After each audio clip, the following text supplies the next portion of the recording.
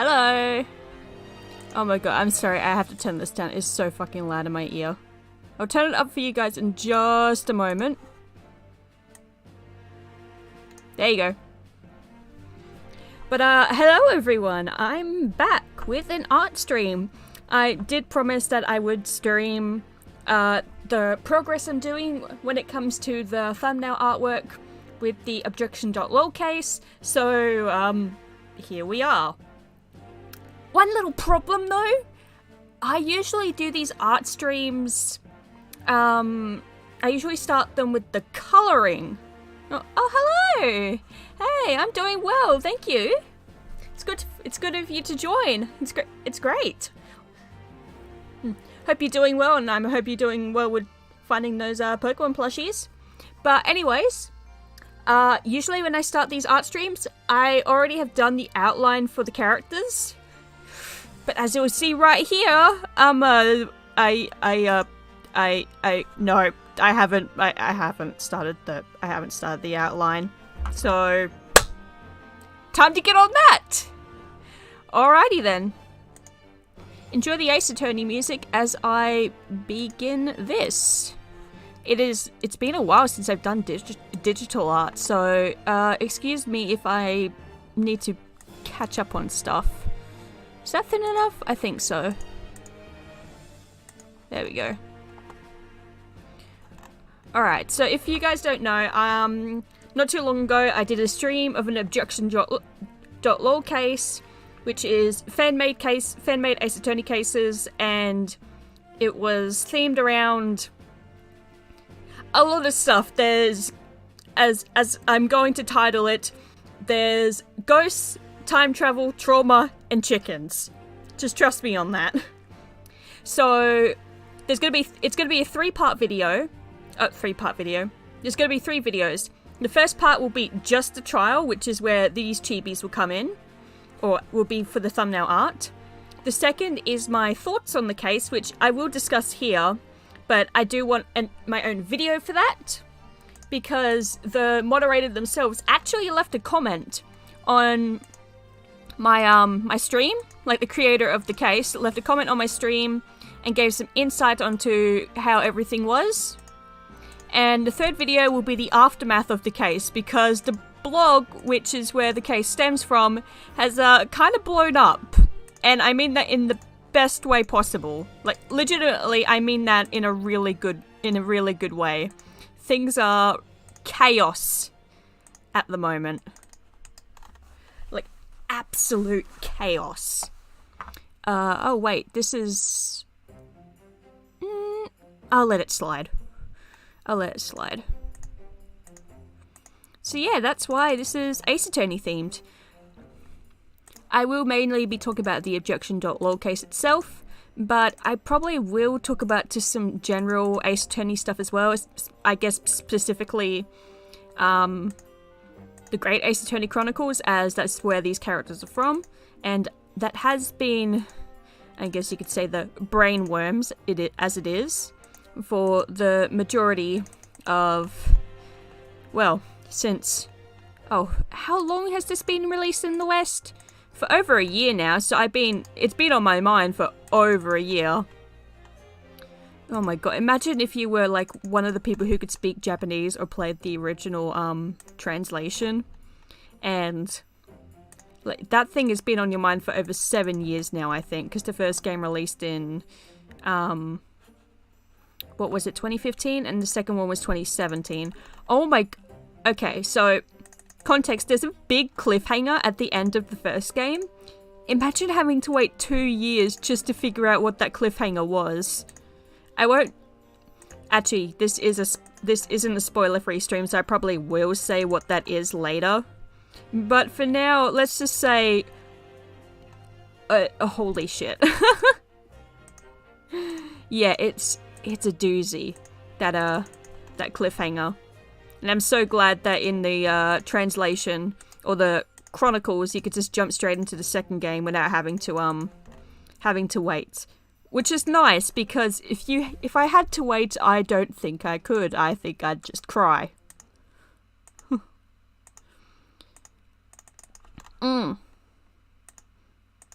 But onto the case itself and what has happened on the blog. Okay, so spoilers for the case. We found out that someone did not intentionally poison Kazuma Asogi. Someone was trying to kill Ryunosuke Naruhodo with poisoned chicken, and Kazuma, who answered the door, saw this. He saw that it was poisoned chicken by the stain on the plate, because the poison was arsenic, which can turn silver, which was the plate, a black, so it had a black stain. Kazuma saw what was going on and knew if he didn't give the chicken to Ryunosuke, then the person might try something more direct. So, knowing that he had an allergy to chicken, Kazuma ate a bit of chicken and had an allergic reaction, causing everyone to have to leave the vicinity, and that person didn't get a chance to hurt Ryunosuke. In that process, however, the person who wanted to hurt Ryunosuke tried to frame his assistant, Susato Mikotoba, as purposefully poisoning Kazuma Asogi, which she didn't, of course. He poisoned himself. Which is kind of a more upsetting revelation if you think about it. Like, sure, he was protecting Ryunosuke, his partner, and in for the blog, romantic partner. But that's still, upsetting that he didn't tell them and instead immediately went for self-sacrifice.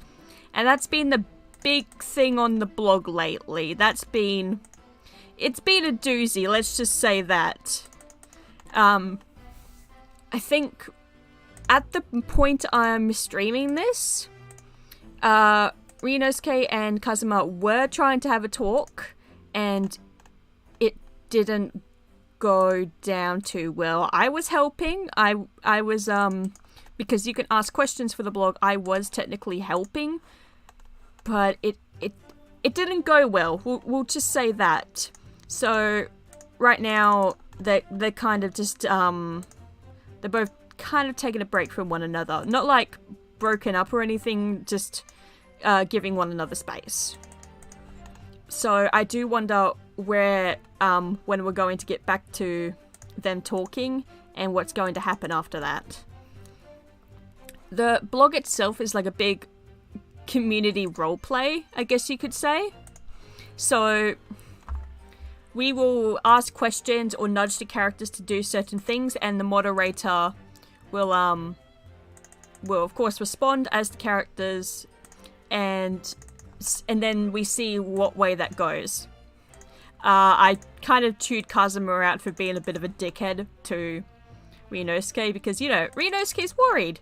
Why did you poison yourself to save me? You could have just told me. And Kazuma is being a bit of a stubborn asshole, to the point I think he actually did make Ryunosuke cry. So now they're giving each other space. And after that happened, after I chewed him out, apparently the moderator got a bunch of ass from other people chewing Kazuma out, and I think that's really fucking funny. That we all collectively came together. Like, we're all on our separate things, all the askers, but we all collectively came together to basically say, Kazuma, what the fuck? But also help him? It's just really funny when the hive mind actually works together to accomplish something. And for this, it was helping Kazuma realize he was being a bit of a dick, but also we know where that kind of stems from. It's a lot. We know where it stems from. A lot of self-hatred and all that. So we kind of helped him with that, and it was somehow we actually got through to him, and I think that's really cool. Amazing that we were able to do that. I know it's a role play, but I just find it funny that a lot of us usually we're making fun of him. I'll be honest, half the time we're just making fun of him. But we actually came together and stopped doing that for a second to give him the real talk. It's so funny how humans work sometimes. It really is. It's hilarious that we can that we will just stop doing something on the dime to do something else. Like, we have an instinct to help one another, and I think that's really cool.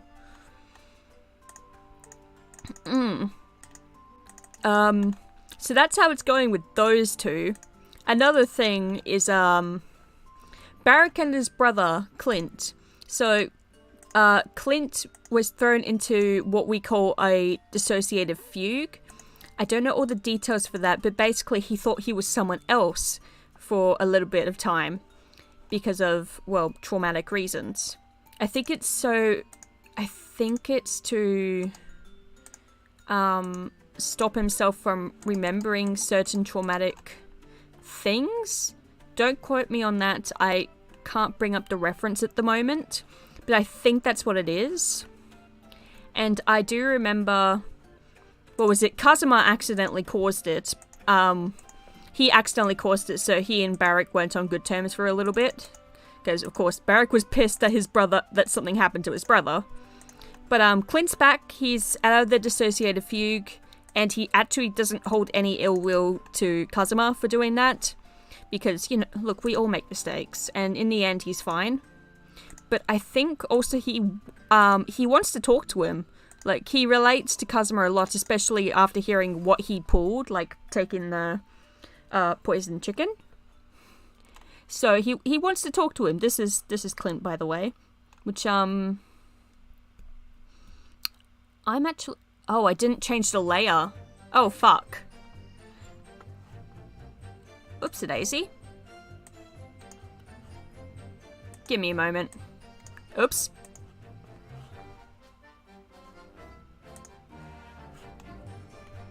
Am I gonna have to restart this? Ugh, give me a moment.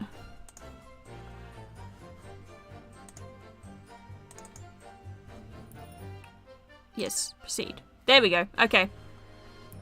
You can go away. Yes. Yes. I don't want to save it. Close. No, I don't want to save it. Okay, so this time I'll remember to actually put layers. See, look, I'll even... Wait, how do I... There we go. Ryunosuke outline. Clint outline. There we go. Alright, I have to redo all that again, unfortunately. That's okay, though. I just started. Ah! I knocked my headphones off. How did I manage that? Oof.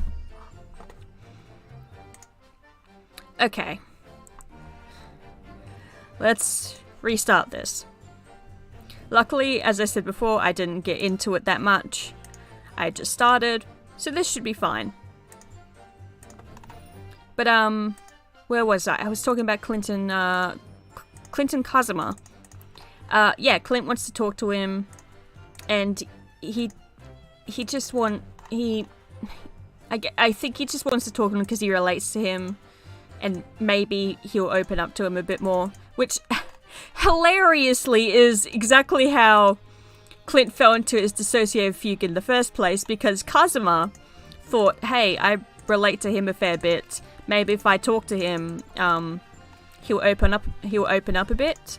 And yeah, that's how that all happened. Oh boy. But hopefully this goes better. I don't think Kazuma is at any risk of a dissociative fugue. He has... Yeah, I don't think he is. Please, moderator, if you're watching, don't go that way with Kazuma, I beg of you. That poor man. Ugh. But I think things should be okay. I think the talk between Kazuma and Ryunosuke will be okay as well. Because we actually got through to Kazuma, surprisingly enough. And Ryunosuke, he's with his assistant right now. And hopefully they're doing okay as well. Like, his assistant is actually the sister of Kazuma's, and she's probably not doing the best either, knowing that her brother, like, poisoned himself to help her. not help her, help Rinosuke, and in turn she was like suspected of poisoning him, which is like the reason she was arrested is because, you know, she knows of his allergy, but that's the only reason she was arrested. It was really flimsy. Ugh. By the way, banger music, awesome music, absolutely amazing music.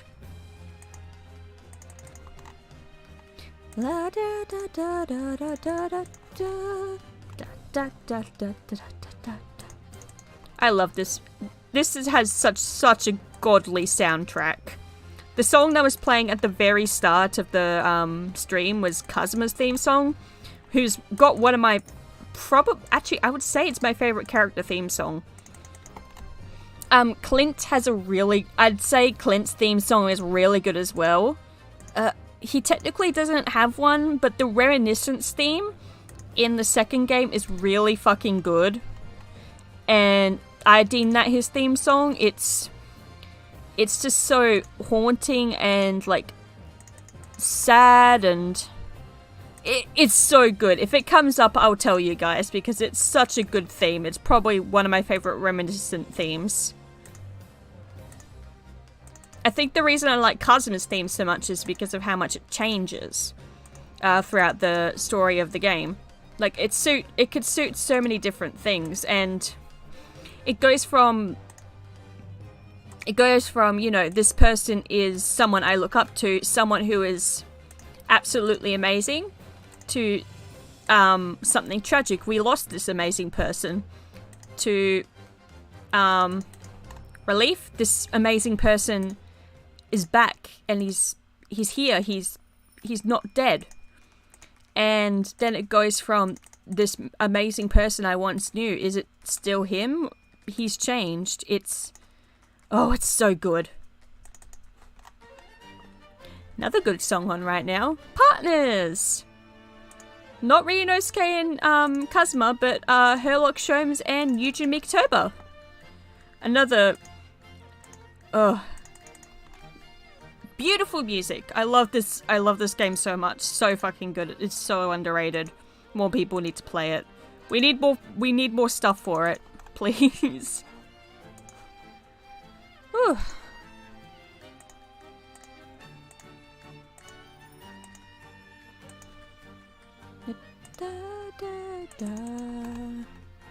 I'm going to take a bit of break from talking and just let you guys listen to the music as I, well, dance to the music myself, but also focus on the artwork a bit and try to catch up on the progress I lost.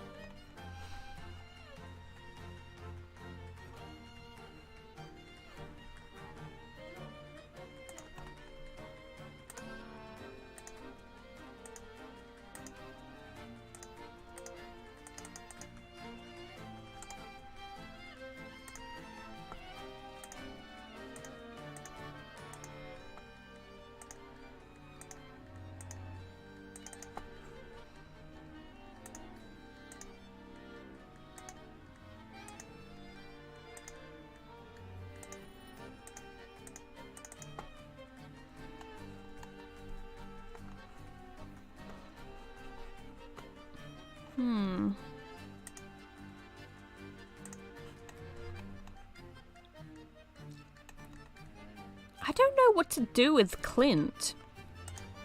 Because technically, yeah, spoiler alert, he's a ghost in this. I'm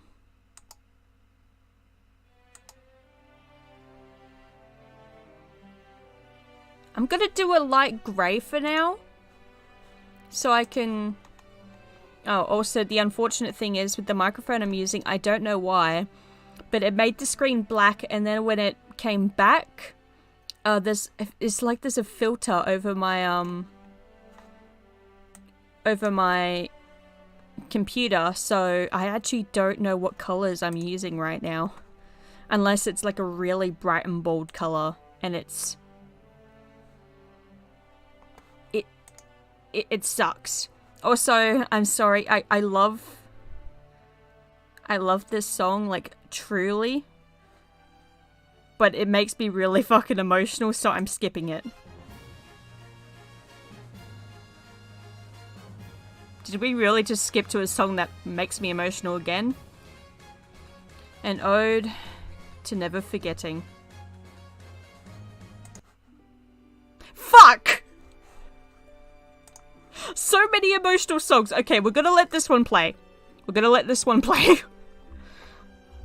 We'll let this one play, then hopefully we get a less emotional song, or otherwise I'm switching to Pokemon music out of spite. But yes, since Clint is a ghost, and I'm unsure what I actually want to do with him, I'm going to make his outline this light grey so I can change it if I need to. So I could just change the background color, or like a highlight color, and change it accordingly. So if I want to make him translucent, I can. Actually, technically I could... Actually, I think I will go with the bold color. And I will just make him... Yeah, I'll just make his layers a bit more translucent. I think I'll just do that. Oh, by the way, this song plays when Kazuma and Ryunosuke are saying goodbye to one another, and when you look up the song on YouTube, the comment section is just filled with comments of, "Hey, is it like gay to cross swords with your partner?" It's amazing. I love this fandom.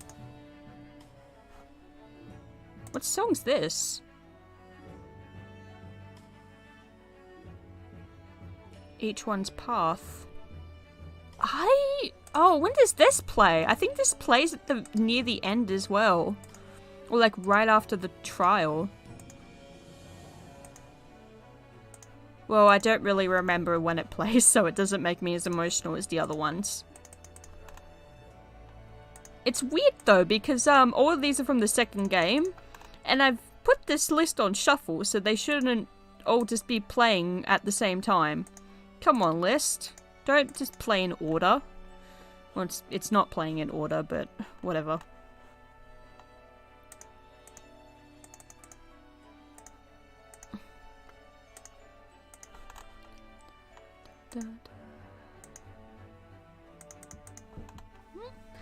Just a moment. Yes? Hi. Yeah. Alright, back. Oops, wrong one. All going well? Awesome.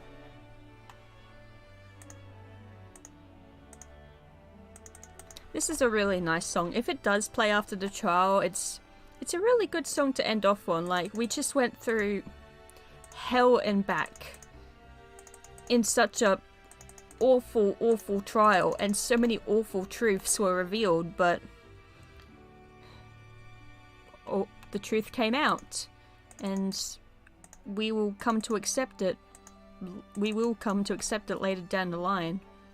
It hurts now, but things will get better. We gotta work hard, but it will all be worth it. And I like that. Now, I can't help but think of Barrack in this with this song. And that does make you wonder, why didn't he say goodbye? Like, why wasn't he at the port when the others were leaving?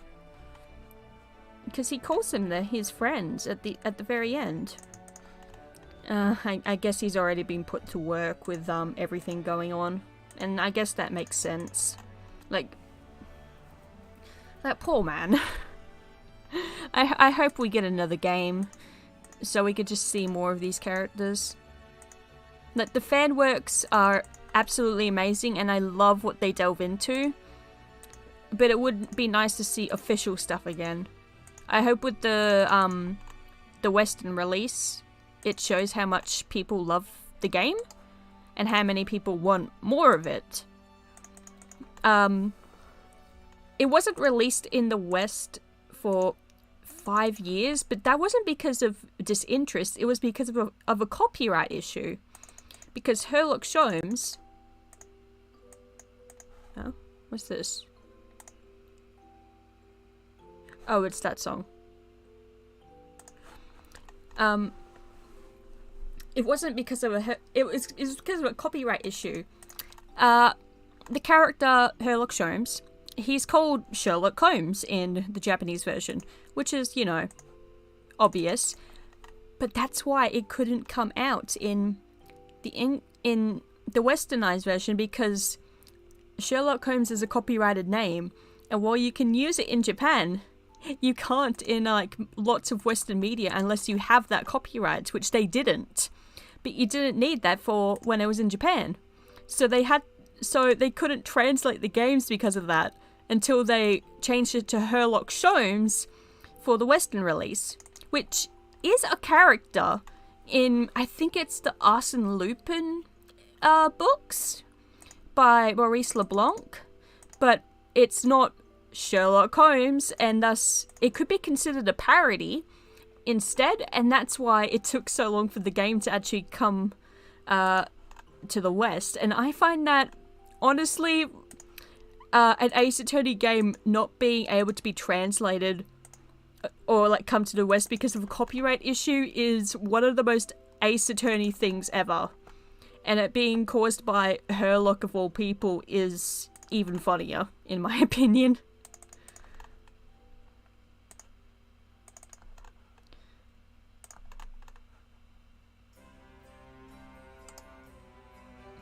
Oh, whoops.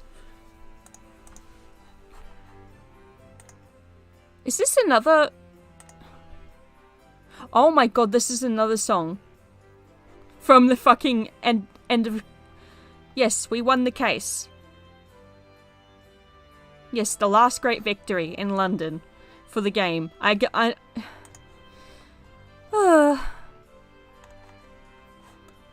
Wait. Just reminded me of how emotional the game makes me.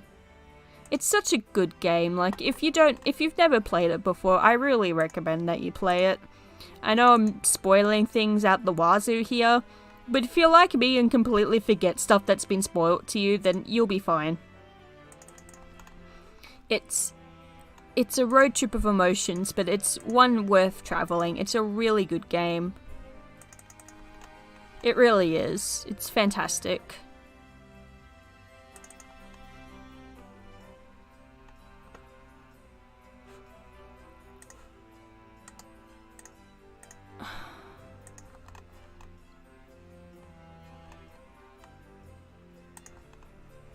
Is this the... I think this song also played in the Objection.lol case, which I guess makes sense considering who you play as during that case. And it could have been the final case if you lost it. But I don't know. It's just really nice. Alright. Back to the Ryunosuke outline.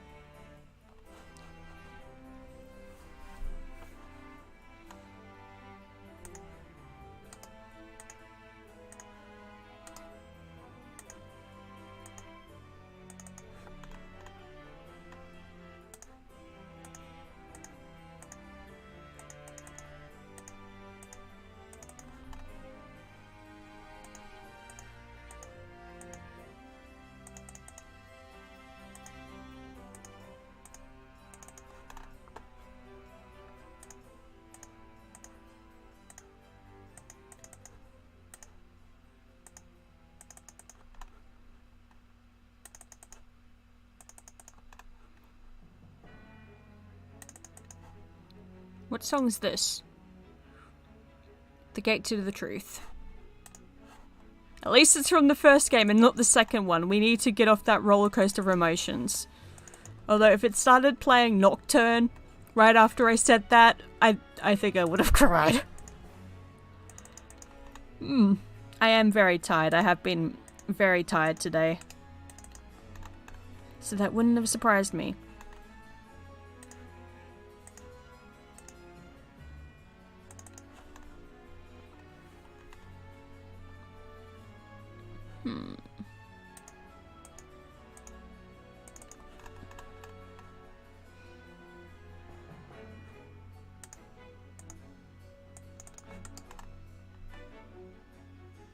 This feels like Van Zeke's theme. Well, then again, he is someone who always looks for the truth. Like, no matter what. Never mind. I heard a bit of Kazuma's theme in there. Oh, the bells. The bells. The pipes are calling.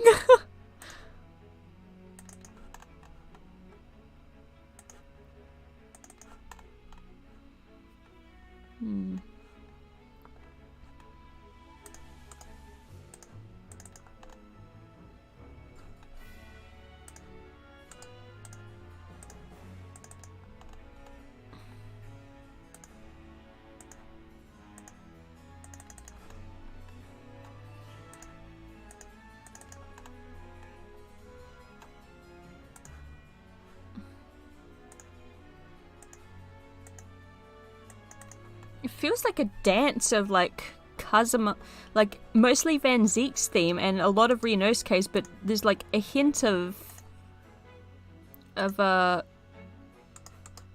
Kazuma's. And I guess that makes sense for the case that this plays in. I don't sit down and listen to the soundtrack that often unless I'm, well, streaming.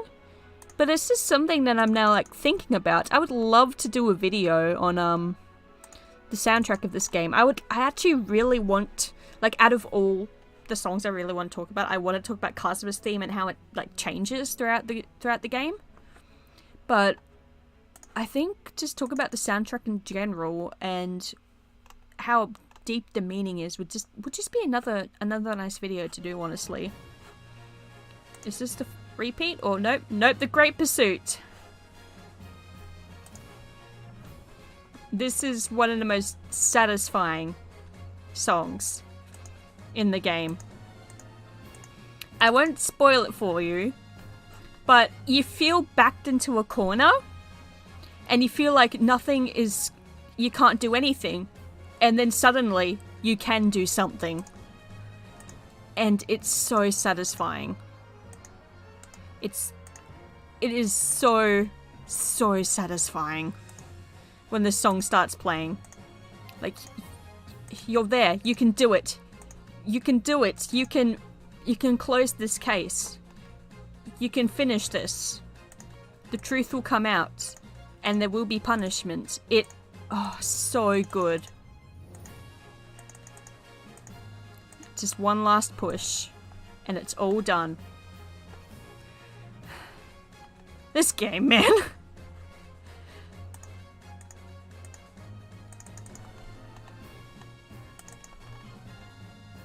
Da, da, da, da, da, da, da, da.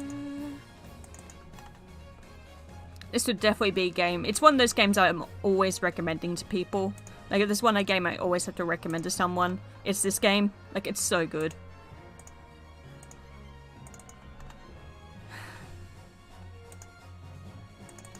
I think I was explaining to one of my friends, like, I told them, like, this is a really good game. Bit pricey though, and they said, look, money's not an issue for me.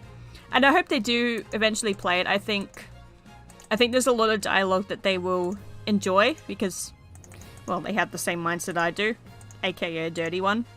But also, I think they just, I don't know, they give me, like, what's the word? I don't know, I just think the Ace Attorney series, or at least this game, they would come to enjoy. Maybe I'm just hopeful that I got a friend to play it.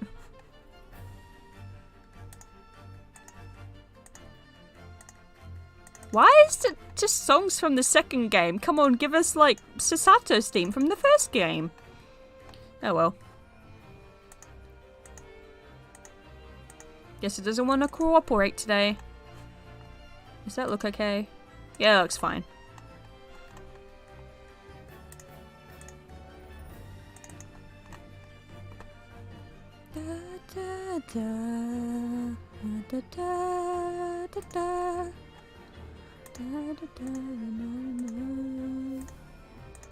I think this is also another good finale song. It's the last dance of deduction you do with the character with Herlock's Jones, but you don't actually play as like Ryunosuke for it. You play as someone else who is Herlock's partner. Platonic or romantic, take your pick. And it feels so complete and grand because it's Herlock's partner. It's just really good moment. Really good moment. Once again. Another moment where I think more and more of doing a video talking about the music of this game because oh my god, it's so good. I don't even like, I'm not even a music well, I am a music person, but I mean like academically. I know jack shit about music. But I know a thing or two about writing and characters. I've studied a bit of that. And knowing that, I feel like I can use a little bit of that knowledge when it comes to character themes and how that all fits into such character-driven stories, such as this one. So that, I think that'd be interesting.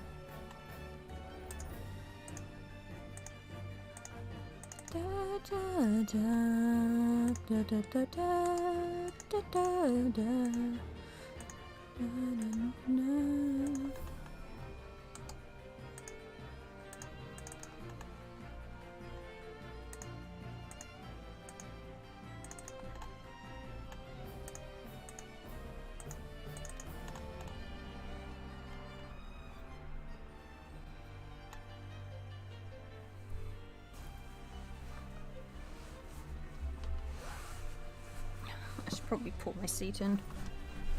There we go. Ah, no, don't knock over the desk.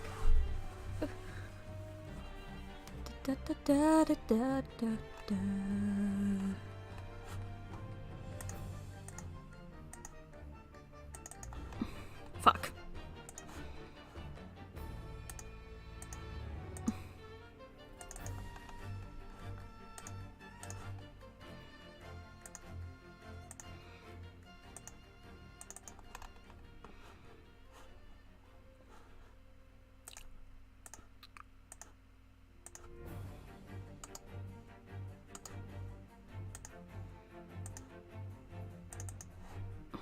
Where are you from?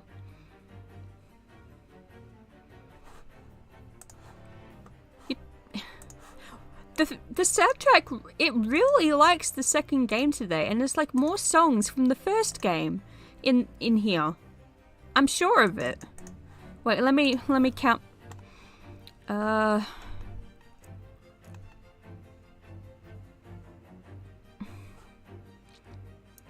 the game is afoot. Okay.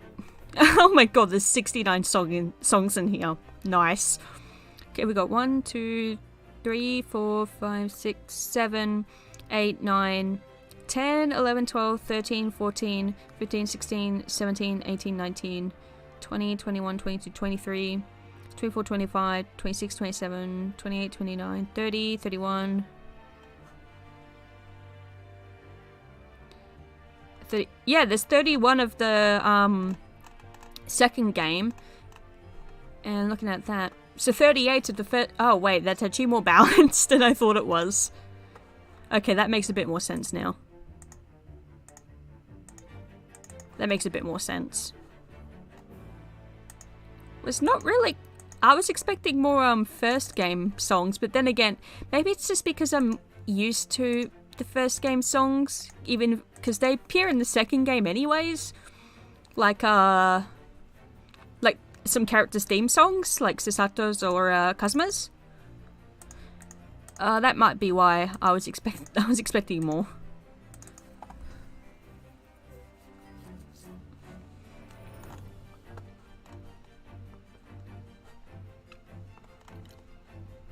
Da, da, da, da.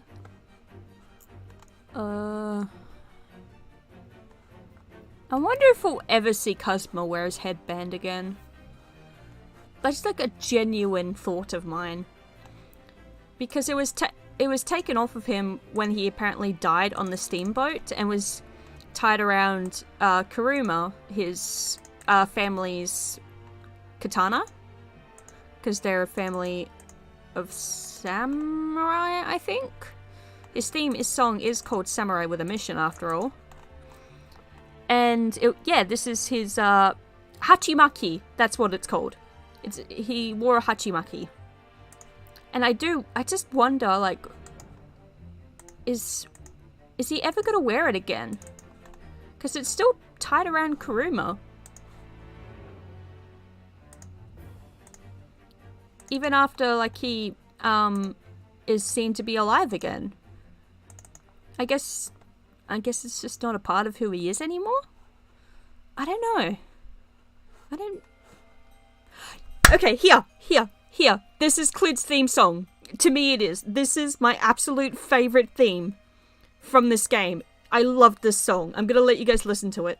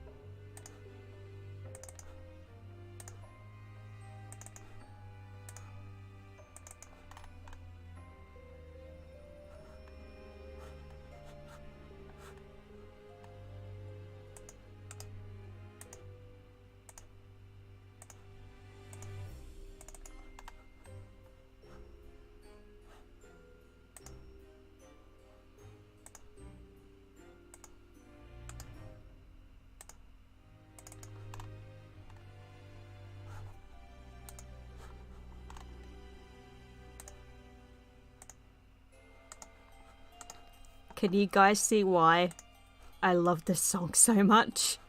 It's so... oh. It's so somber and tragic.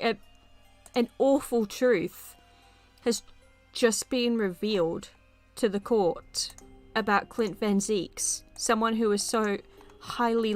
everyone, like, respected him so much. And then suddenly this truth comes out.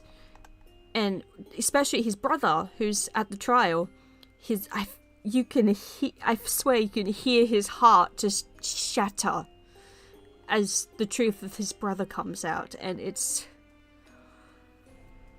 oh my god, it's so good. It's legitimately... It's such a good moment, and this song is so good.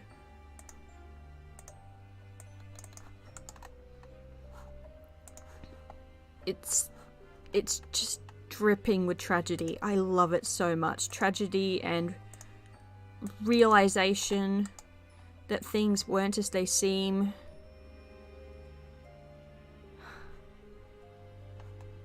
So good. So good. It's like a tragic waltz. I remember someone commenting that Barrick's theme song sounds like sounds like someone crying, and Clint's is someone who wants to cry but can't because they've been silenced. So good. I love it so much.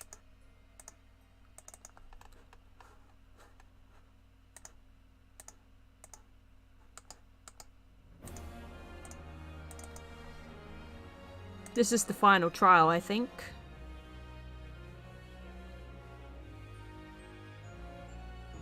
Yep, the great secret trial.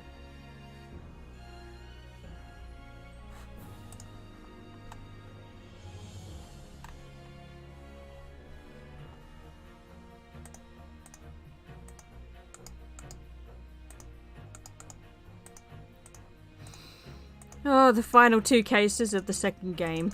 It was all building up to that. And they delivered. And I still think about it to this day.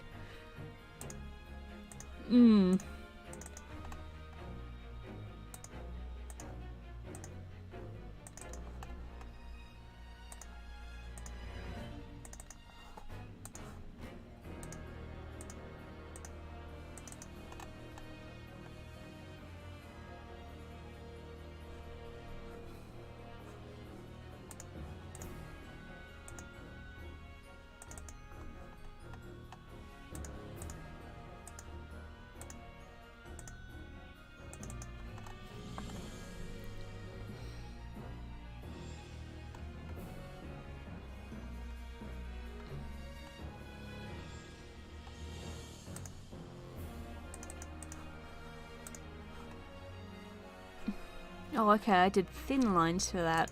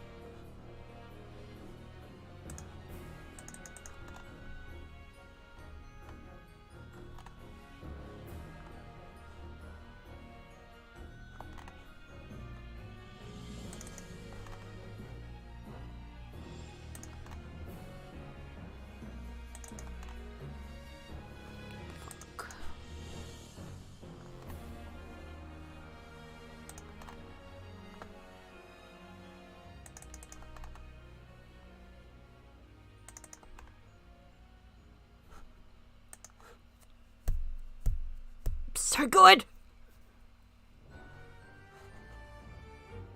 Alright, whose theme song is this?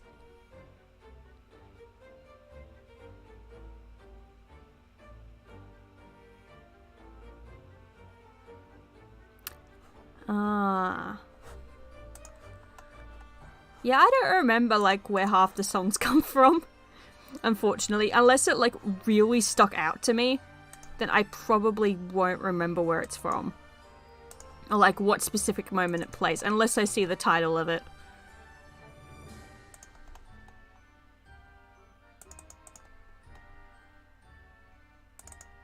Da, da, da, da, da, da, da, da, da, da, da. Da, da, da. There's the tap dancing, I think. Yeah, lots of characters have their own like instruments, which is really cool, by the way. And I say instruments like quote unquote because yeah, Herlock's partner is his instrument is tap dancing. It's really cool. For Kazuma's, it's like those bells. I don't know what Van Zeek's is, but I think it's like an organ piano. So it sounds, depending on how you play it or how you even listen to it, it sounds either really, really intimidating or just really, really tragic. And I like that. It's a really good instrument for him. I don't know what it is for other characters though. I don't even remember what it is for Herlock. Like his. Because he does have like some sort of tap dancing instrument in his. At least from memory.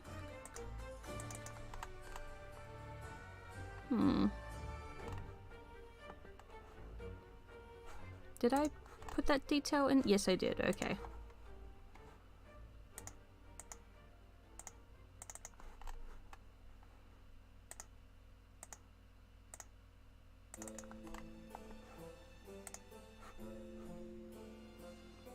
Reminiscence. Is this,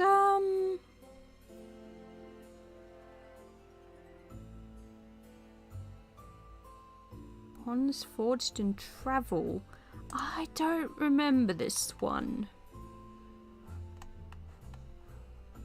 Probably didn't stand out to me. Not the song, maybe the case or the character it was for.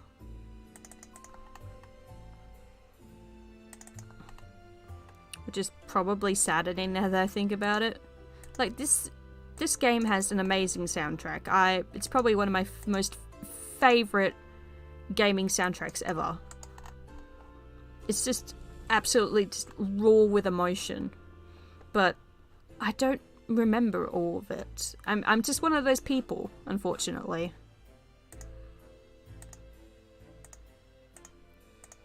Truly, I do wish I could like remember more of it. More of these songs. And I'd love to I just like talking about it with others.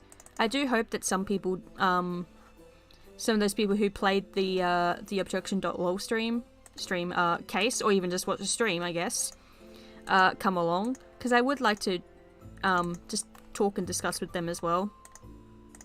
Because the moderator's like a really open person. They're really kind to me the times I've talked to them. Ghost Anon is an absolute little shit, and they're great. I love all the trouble that they cause and all the ways of writing the ghost plot that they do. And what was it? Devil Panda. They're a frequent asker. They tend to cause a lot of trouble, but I think they were one of the people who also like talked to Kazuma when he needed a bit of a reality check, which I wasn't expecting, by the way. I don't know, we all just... It's a really nice community, like, everyone there. And I would like to get to know everyone a bit better. Because we all seem to, like, have our favourite characters. I do tend to gravitate towards, Kazuma and Barrack. And all that. What was it? It was Devil Panda. Who said, look, it's my birthday. Hey, Barrack, you want to go out? And Barrack's like, I have no interest in you. And I was laughing my ass off when I saw that.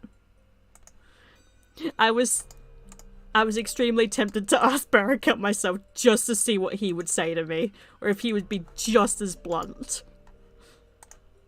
I would absolutely date Barrack, by the way. Just saying. Would definitely date him.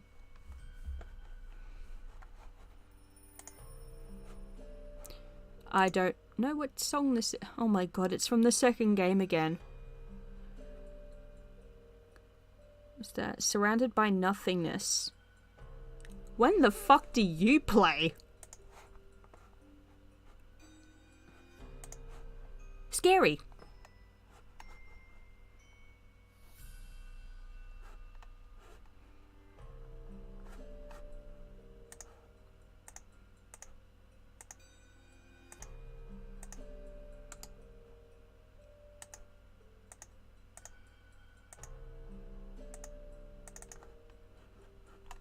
God damn it. Alright, I think I'm gonna clean up a bit of this line art so I could finish off Ryunosuke and then do Clint again. Yeah, I think I'll just quickly do some of that.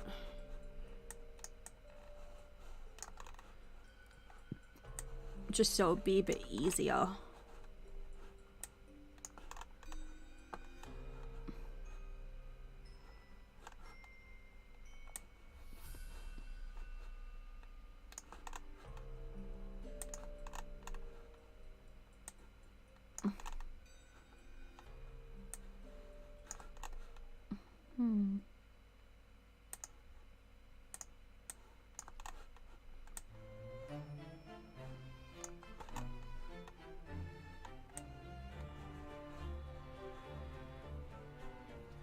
Alright, first game or second game? Second game.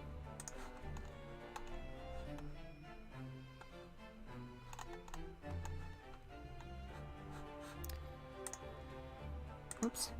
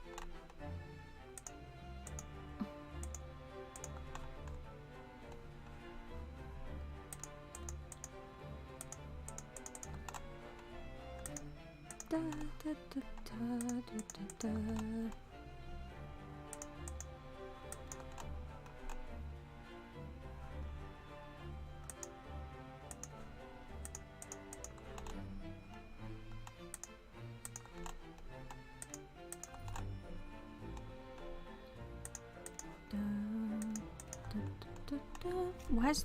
I just noticed I'm not charging my phone. Should probably do that. There we go.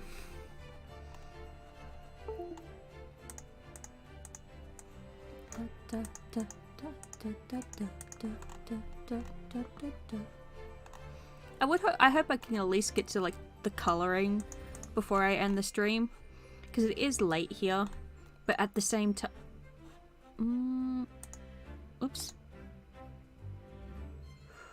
I think the other one would look better. Sorry, because at the same time,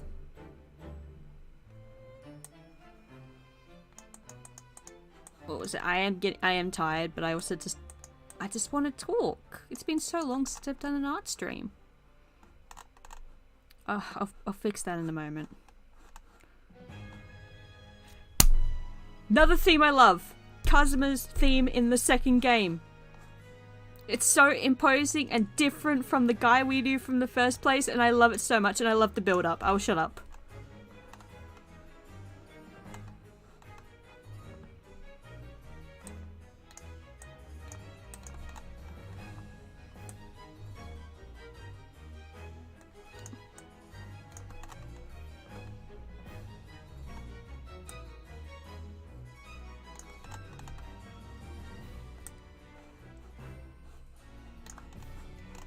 And there's a bit of Van Seek's theme as well.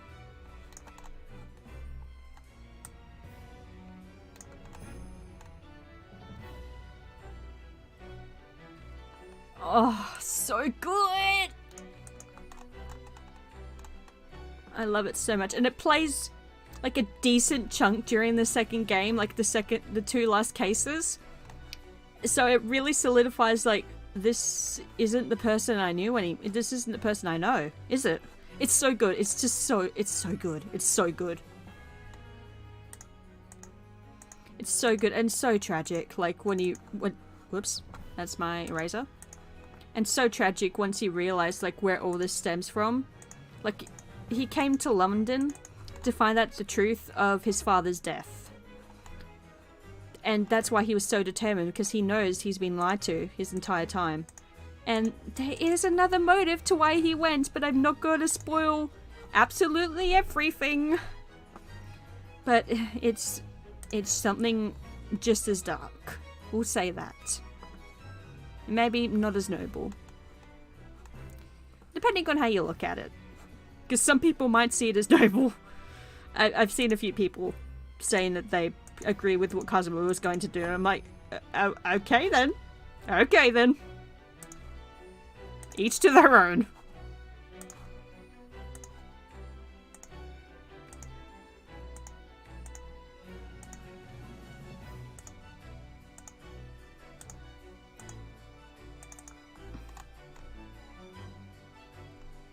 Da, da, da, da, da, da, da.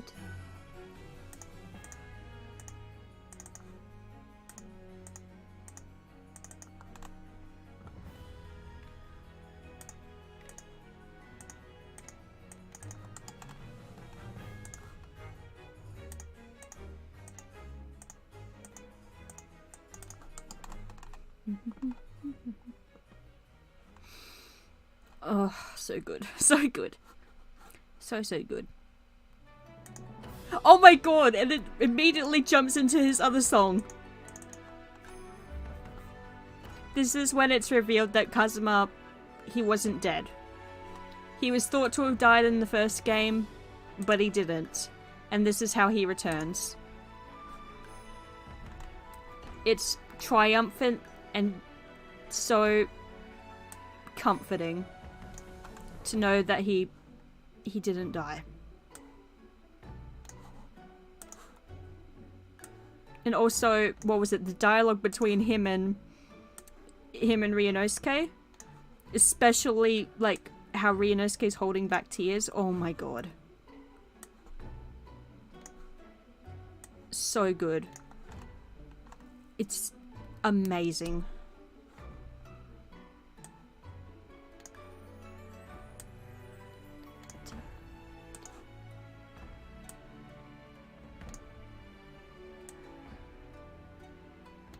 Genuinely, this is why Kazuma's theme song is probably my favorite character theme song, because it goes through so much during both games, and each time it's just as powerful, if not more powerful than the next reincarnation of his theme. It's just so good. And that's why if I am to make a video on like the music of this game, I want it to be about Kazuma's theme song. I want my first video to be about Kazuma's theme song specifically and all its iterations. It's just so good. So good, so good. La da da da da da da da da da da da.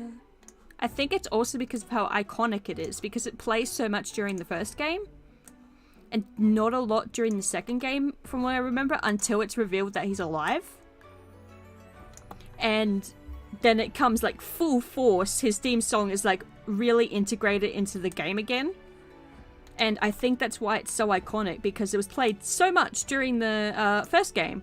Because the character you play as was grieving over him and was doing everything he could to remember him. But, and then when he comes back, it's just as prominent, and that's why it's so good. They like really used his theme song really well.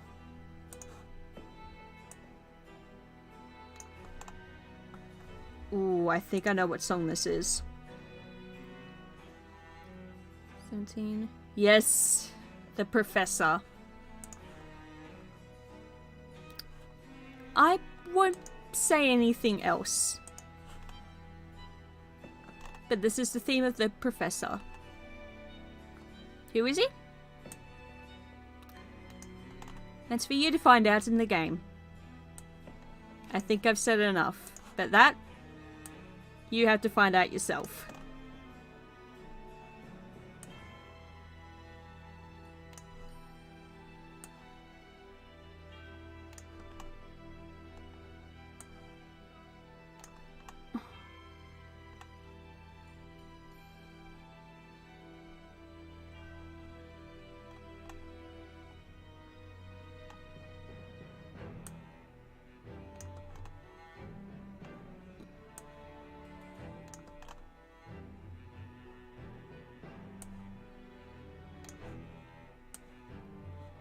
Fuck.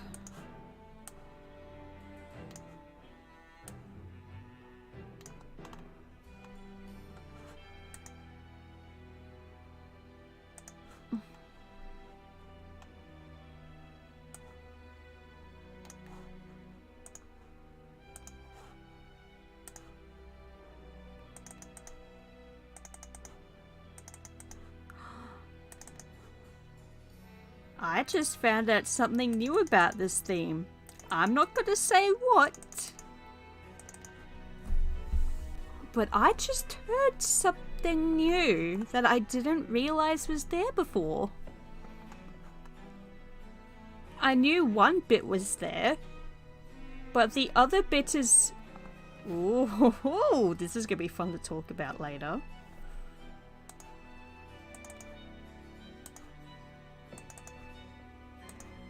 Can't wait to scream it out on Twitter and see if Ace Attorney Twitter picks up on it and goes, holy shit! Or, yeah, we already knew that, you're slow. One of the two. One of the two. I don't mind if I'm a bit slow. It's amazing to me. I could do the sword better. I'll get back to the sword. I'm gonna do the flowers.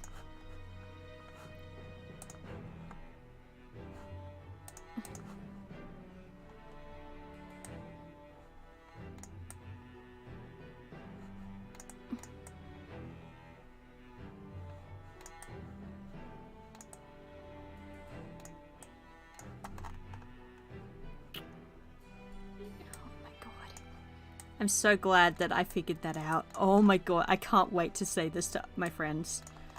I can't wait to tell them. I can't wait to yell this at them.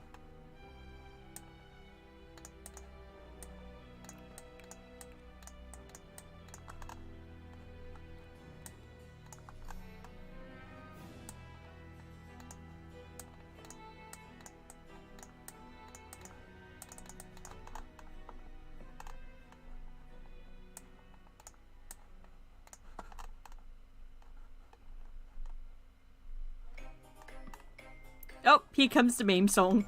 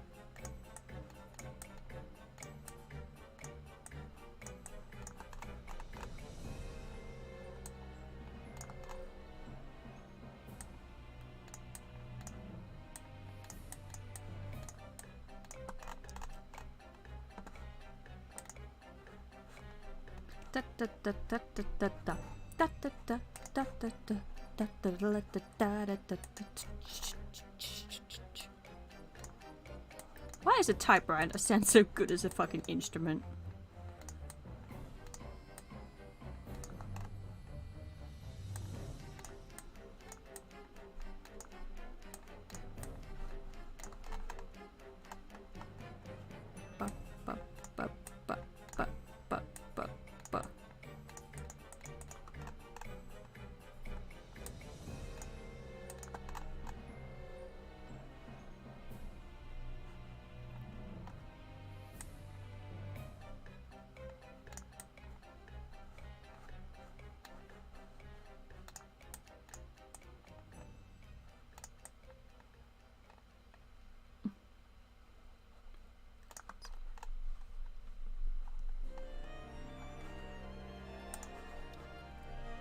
Oh my god, it's the second game again.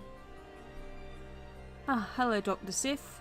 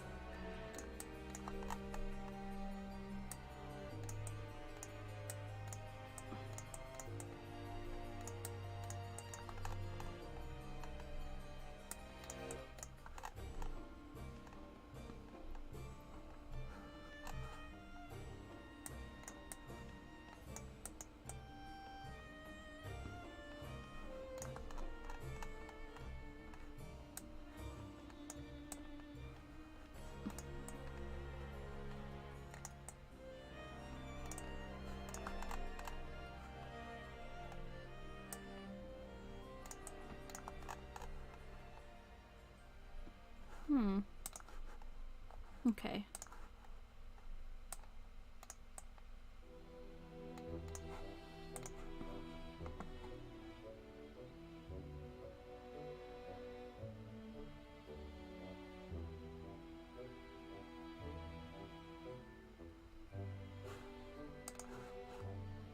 Shattered formulas.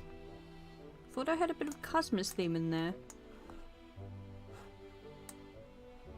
But I think, isn't this for the third trial though? Yeah.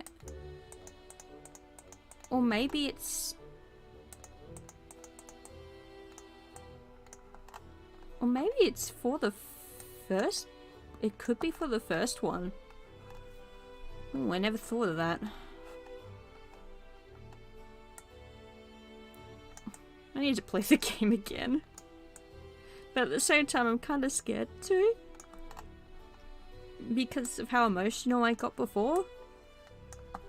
Like, it's such a good game, and it's one of those games where I want to replay it, but I'm scared to.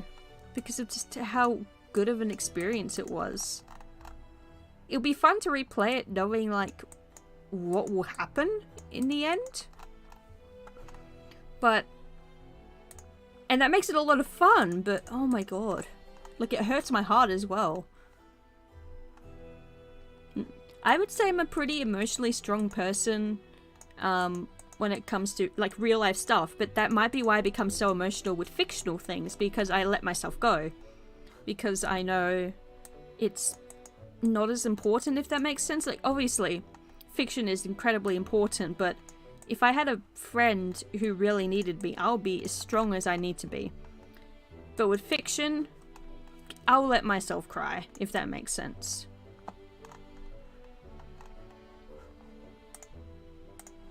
Oops.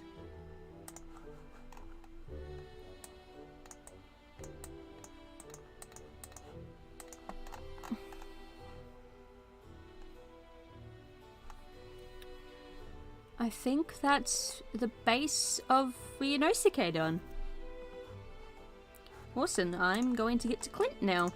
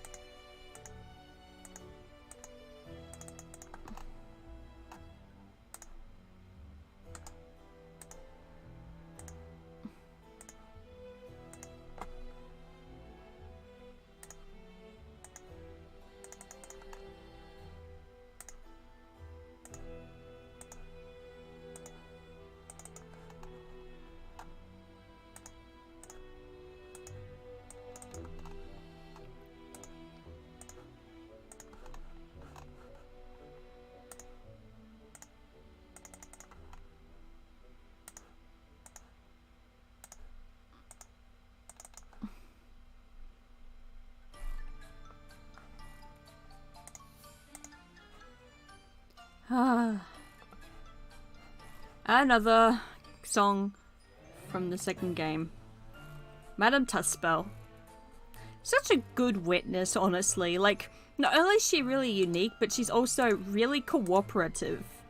Like, when you call out a contradiction of her, she doesn't go, oh, no, I mean, she's like, oh, wait, you're right, I wonder what this means.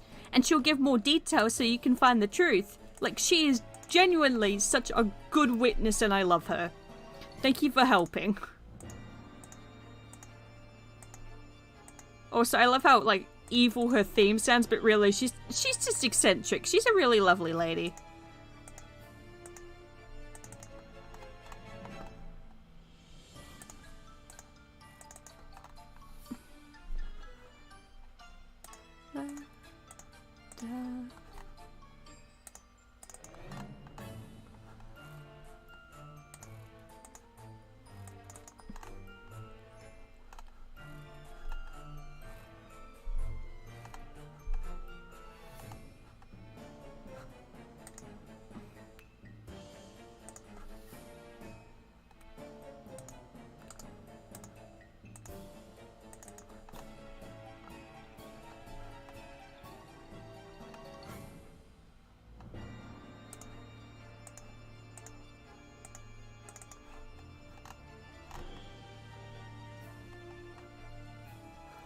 Oh, whoops. Wrong line.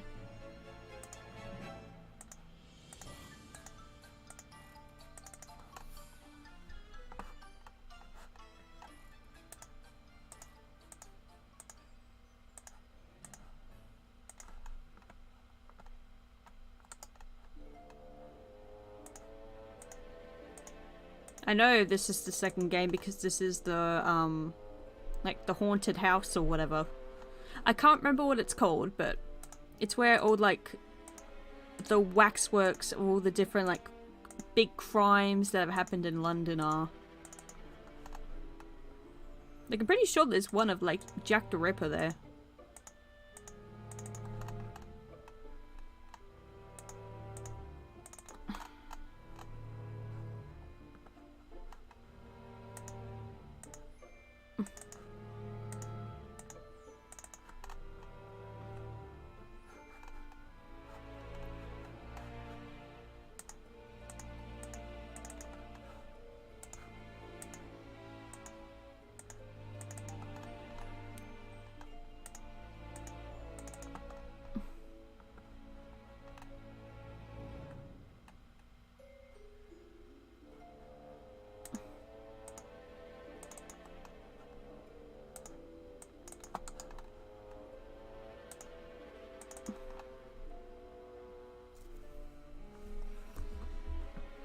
Alright, here comes the difficult bit.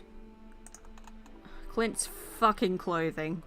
Him and his brother have, like, the most complicated fucking designs in the world, and I both hate them and love them for it. Like, I want to cosplay them, but also, what the fuck, you two?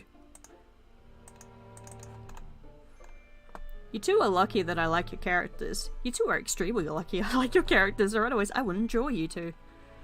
I would absolutely refuse to draw you two.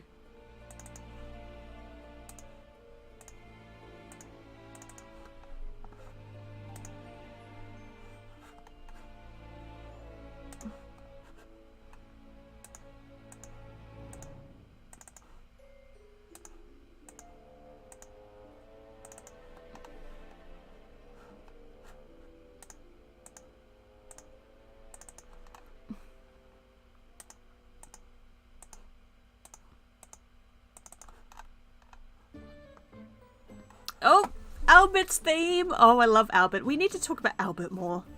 Honestly, awesome character. Albert's a fantastic character. He's Barrack, one of Barrack's closest friends. And he's so different from Barrack, but I think that's why we love him so much.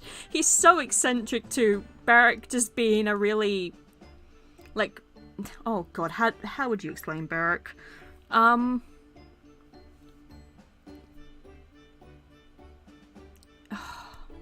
I don't know how to explain Barrack. Because, look, genuinely, Barrack's a fantastic character. But he is a bit of an asshole, I will say that. But with that, that's why Benjamin is, like, such a good contrast to him. He contrasts him so fucking well. And I think that's why I love him so much. But also because Barrack, look, Barrack's a he could be a bit of an asshole, but he's a genuinely really nice person. And I think that's really shown with Albert. Like, I can't say everything, but if you look at the trial itself, it's extremely clear that Albert means a lot to Barrack. A lot of people ship them as well, which makes a lot of sense. It's Ace Attorney. The gay is everywhere. And I'm honestly the same. But at the same time, I just really like their friendship. It's one of those things where, honestly, look, if you could see a ship with them being, like, really good friends or them being romantically together, I think that's a good ship. I think that's just really good in a way, and also something you should probably keep in mind when you're actually looking for a partner. Okay, I now need to ask, is this just going fucking backwards?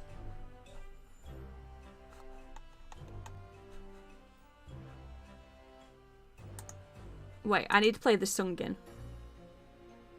Alright. I am going to choose a song myself because I am sick of it just jumping to the second game. There we go. Kazuma's theme song, everyone. Da, da, da, da.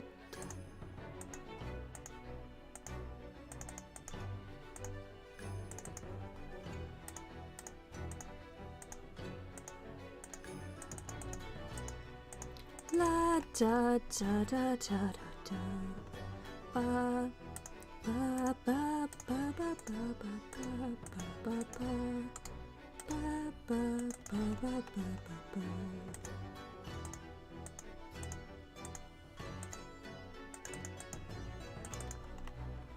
Whoops.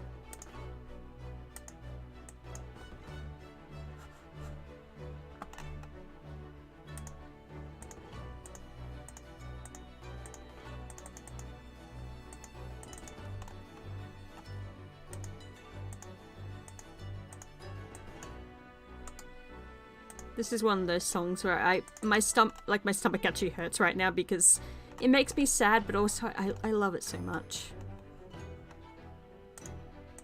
Da da da da da da da da da da da da da da. Such a, I love it. Da da da da da da da. Da da da da da da da da da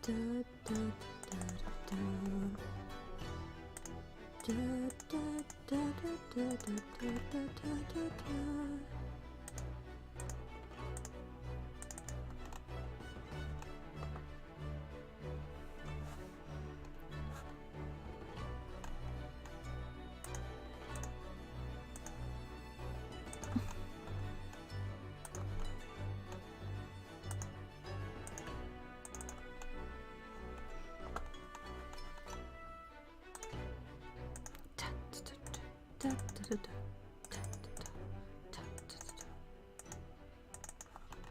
Kazuma.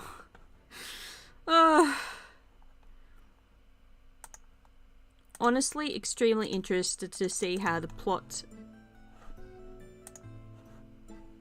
recollection. Reno's kiss memories. Okay, this isn't the second game. I'm okay. But I honestly cannot wait to see where the plot of the blog goes after everything's been revealed. I can't wait. That's...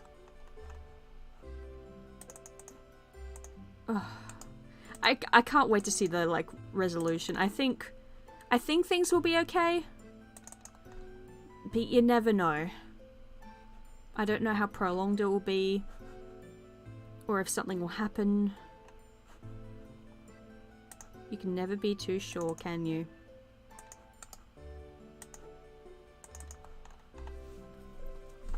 Alright, I think I'm going to finish the line art of Clint, and then I'm going to take a short break. And we can just talk, or listen to music. Or watch videos. Do we wanna, like, just pull up some vines? I actually wouldn't mind that. I wouldn't mind just pulling up a Vine compilation.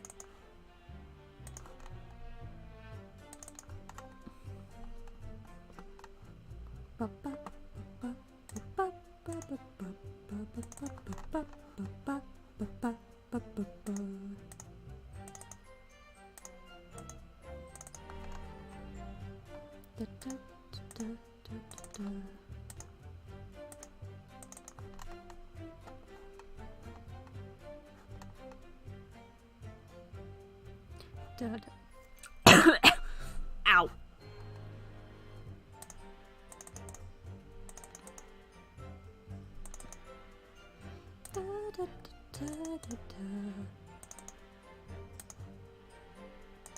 Okay.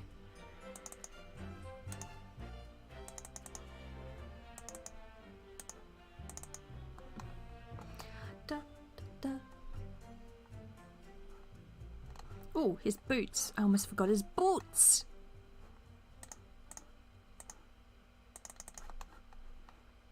Honestly, I just want to cosplay Clint because, like, the majority of his outfit is red. And I love the color red. The color red's my favorite. Like, red is my favorite color. I love the duality of it. And I wonder if that ties into the character designs of, Kazuma and Clint. Because of that, I ain't gonna say a thing.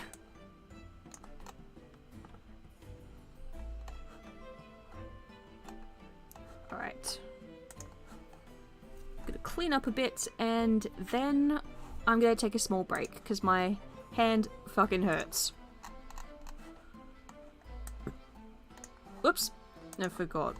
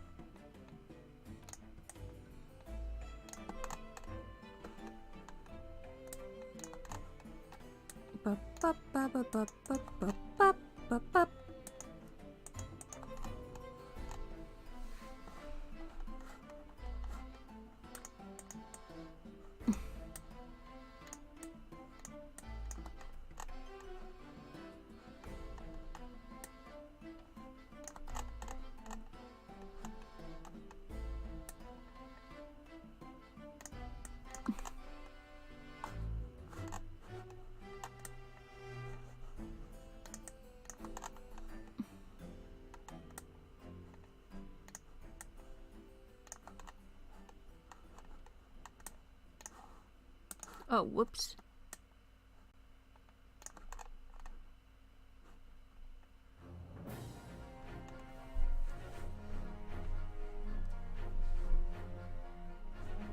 Huh.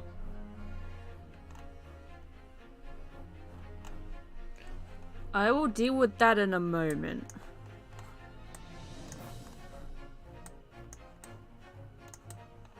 Yeah, I'm convinced that when I put this thing on shuffle, it just goes backwards. Because this is the first song in the soundtrack, and Kazuma's theme song wasn't that far behind from that.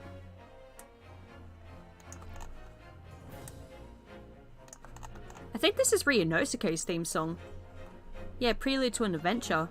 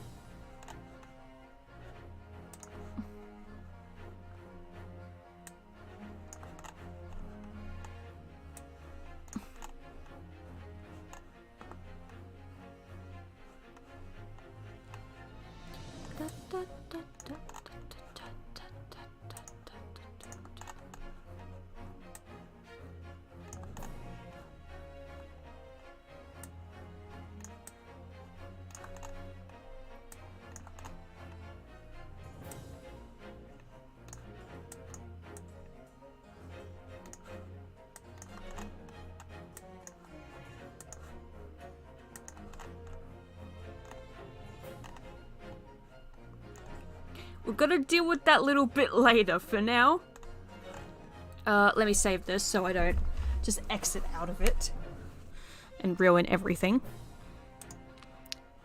Save as. Yes, defense TVs. Over here. Save. Okay. Oh, my hand hurts. Ow. Yeah, we've definitely gone backwards. What the fuck? I do have a stupid idea for what we could do while I take a break. But I do need a bit of time to set it up, so I'm gonna put my microphone down. And I'll see you guys in a moment.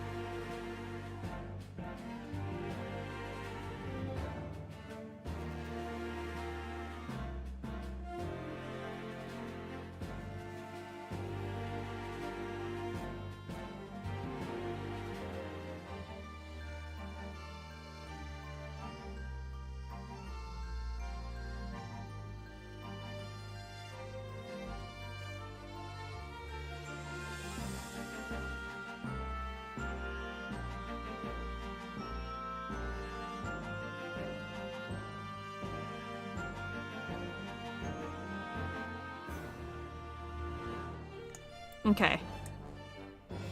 Sorry, I gotta turn off the desktop audio because I don't want to spoil what the fuck I'm doing.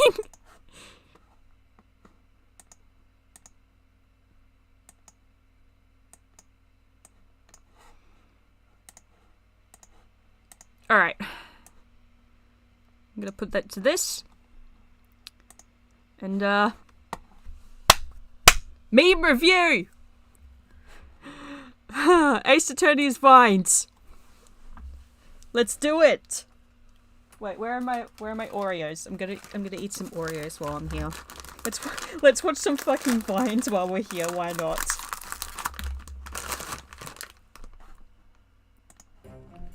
So recently finished TGDA or Chronicles. Yep. I haven't stopped thinking about the game since. I haven't stopped thinking about it for a year. Small. I love the editing for like, spoilers for Ghost and some shipping, which I'm not sure. You've got a big storm coming. I don't care. I love this already. I'm not going to conversate with you. I'm not going to invest time. I think it's converse. Huh? Just say talk. Chilling in a hot tub, 5 feet apart, because definitely. These two, there's so much homoerotic dialogue between these two.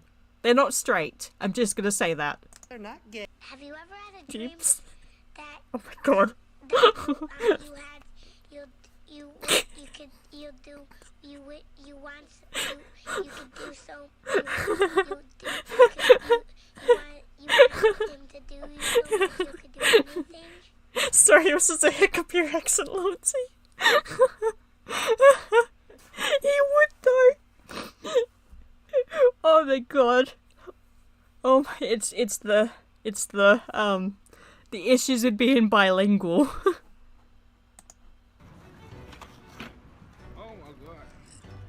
Oh my god. Yeah. Put that candy back. I'm not buying you all that mess. Oh, try me, bitch. Yeah. Why aren't the dishes in alphabetical order? What does that even mean? Dear diary. That's definitely their friendship in a nutshell.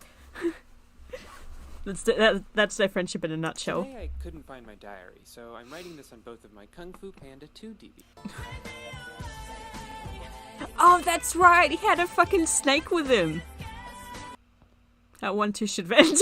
Wake up, sleepyhead! Yes, I agree. It should have ended that way. It should have. Definitely. But I do wonder if it did end that way. Like, okay, if it did end that way, how different things would be. That's something I definitely need to talk about. Oh my god.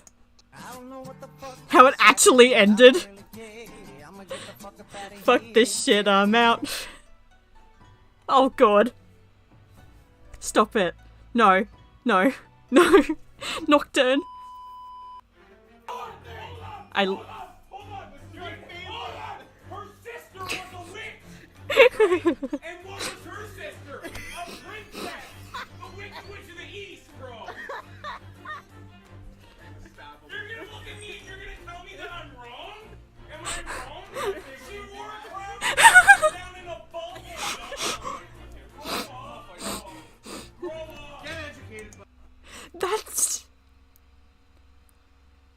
That's all the oh my god. That's every dance of deduction. That's literally every dance of deduction. Oh my god. Good evening. Please, God, just have a good day. Oh my God, you again? Give it a rest, buddy. Aw. What Give him a break. would you do if there was a child right in front of you?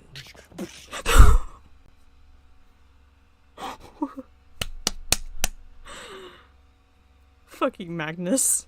Life was starting to make sense, but then there was a fucking jar of rice at the bus stop for some reason. Get to Del Taco! Yeah. I feel you on that, Gregson. I feel you on that. As someone who takes the bus every day, I have gone to the bus stop and there hasn't been a jug of rice, but I did see 3 bottles of alcohol once. All completely full, by the way. It's not like someone was drunk and they dumped their empty bottles there. No, 3 full bottles. I don't know why it was there. I don't. Oh, they got a new thing called Free Shavakadu. Free Shavak! My birthday on my birthday. Birthday gift. Yeah. Yeah. Yeah, their relationship until the last 2 cases of the last game. That is not correct. Because according to the encyclopedia of What? I'm sorry that I keep quoting these. I love Vine so much. I grew up with them. I miss them. Why the fuck do we have TikTok? Well, actually, I've seen some good TikToks. I've watched some TikTok compilations, and a lot of them are actually Vine-worthy or just really funny in general. But other times I'm like, what the fuck is this? Why? I love how people are telling me I'm too 9 years old. I'm 11, so shut the fuck up.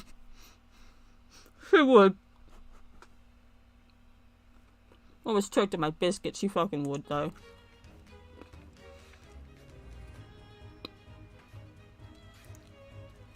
And Danny goes. I am revolted. I dedicate my entire life to our Lord and Savior, Jesus Christ, and this is the thanks I get? Yeah. Yeah, poor Natsume. He studies English and he loves it. He loves it with all his heart. And then he goes to London and he's treated like shit. That's interesting. But what is also interesting is that I don't give a shit. No off-topic questions. Because I don't want to. No, permission denied. That's an off-topic questions. Next, you have been stopped. Your Honor. No. They're the ones that go off topic.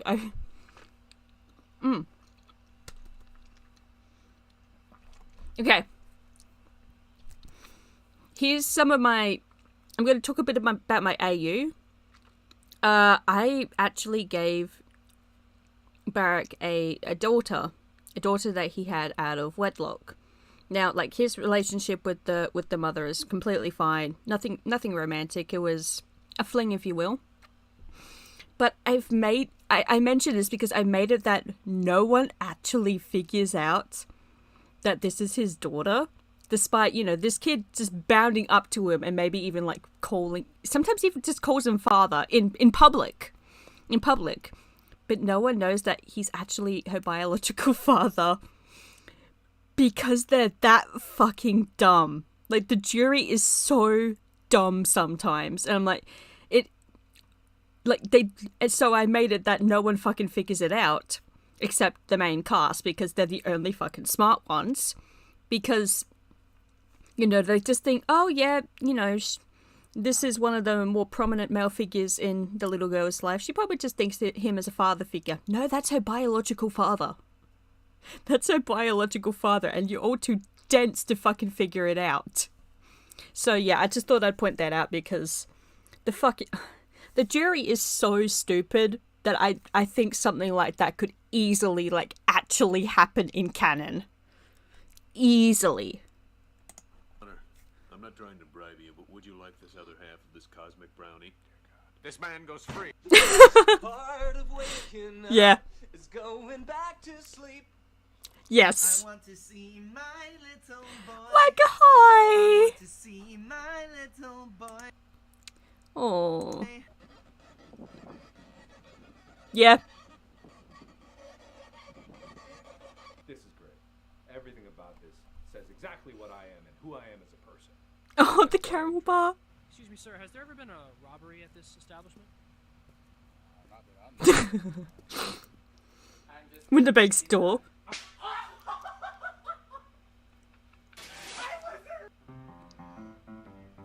Bop, bop. Reno Skimwood. Chris, I don't like you. Sorry, what did you say? You heard me. And it turns out I actually didn't hear what the fuck you just said. John. He has 19 bottles of dish soap, and he gives Gina. Wait, why does Johnny have so many soaps? Mind your business, David. I love how it's actually Gina. Johnny has so many soaps. Wait, let me go back. I need to show that. The fuck he just... I love Johnny this. has 19 bottles of dish soap, and He gives Gina... Like, actually Gina. He gives Gina. Wait, why does Johnny have so many soaps? Mind your business, David. Bad news. What? Giselle Brett has been reported dead. Oh no. Anyway, last week. Yeah. The entire fandom's reaction. Never fear, for I got this. Oh, that's sweet. That's beautiful. Lesbiabs. It's me, your boy. Yep. Man, do you have any shaving cream? No, I don't like the way that it tastes. Wait, you eat shaving cream? No, why would I eat it if I don't like the taste? Yeah. Unfortunately, yeah.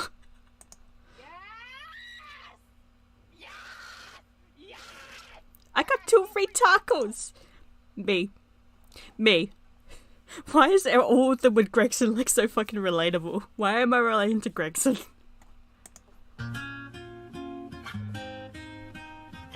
Yeah. That's their friendship after the 2 games. Some things stay the same.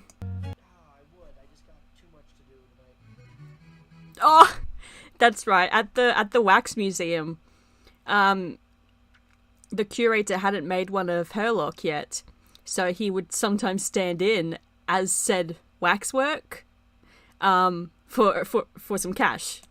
It's hilarious. Oh. Wait a minute. Who are you? Oh, Kazuma. It's the good kush. This is the dollar store. How good can it be? They would fucking... That's like a perfect interaction between the two. So no head. No. That case in a fucking nutshell.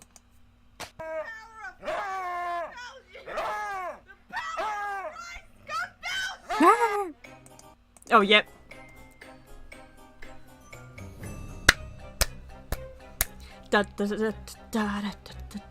This is such a catchy... I will admit, this is why this is the meme song. It's such a good theme.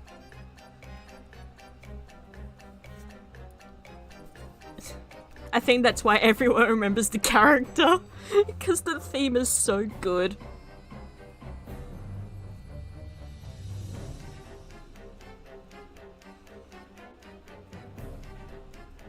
I like how they spend, like, almost a full minute. 2 shots of vodka. Yeah. And there goes his assistant. I hate you. Dad? Is this where you've been for the past 10 years? No. Oh no. Dad, I feel so bad for Customer. I'm so glad that like his dad's around in my modern AU, which I will be happy to share if people want to know more about that, because I do like how my modern AU has developed.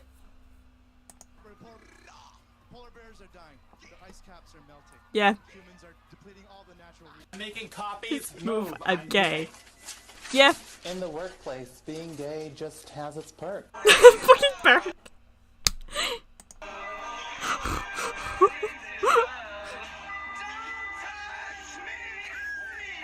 What? Zach, stop. Zach, stop. You're gonna get in trouble. Zach's. And actually gets in trouble. Oh, Patrick's dabbing. Not I have fucking allergies. Watch him, he's gonna do it again. Hit it, Patrick.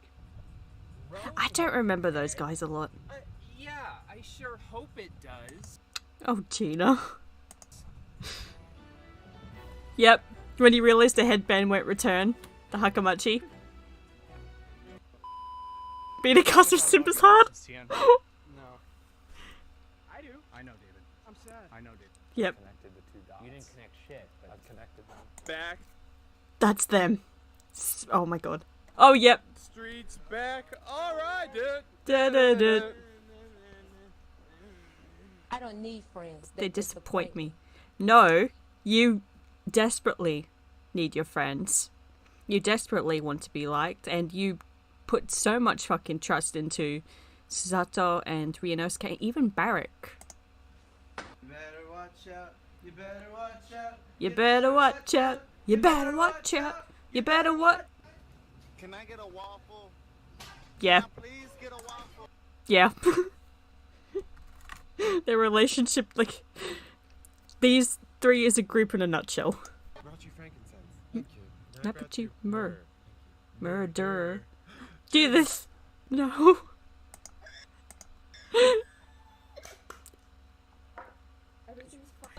Yeah. Barrack would do that, and I don't blame him. I think that's actually a really good coping not a coping mechanism, but when you just need to scream. I think that's actually a really good idea.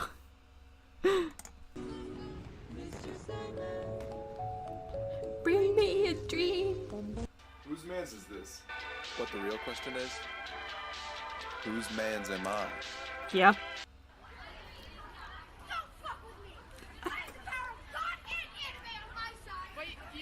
Mm-hmm. What's up, short? Oh, yes. What did you say? Yep. Yep. All three of them working together.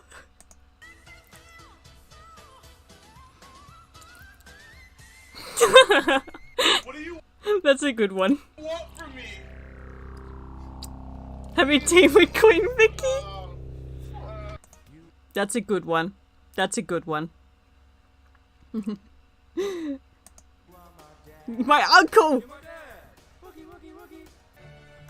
Yes, by the way, that is actually canon.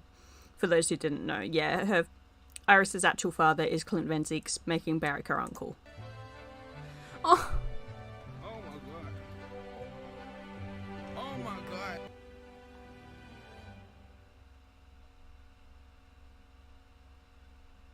Oh. Yeah, the game's over! Me, constantly, for a year. Me constantly for a year. Video not over yet. Bonus edit. This right here is my favorite thing ever. In the history of forever. I think about this every day. I think about this all night long. I stay awake, not sleeping, because I'm thinking about this. Yeah. Yeah. Yeah. Yeah. Yeah. Oh, so you can see what I've been watching lately. Didn't this person actually make another one? I think this person specifically made another. Oh. Oh, so yeah, there was a fucking anti-campaign. Oh, yes, they did make another. Director's cut. Couldn't put in my previous video. I'll see that in a moment. They couldn't put in my previews. So they do have, so they have actually more. All the clips of the game featured are from last year's playthrough.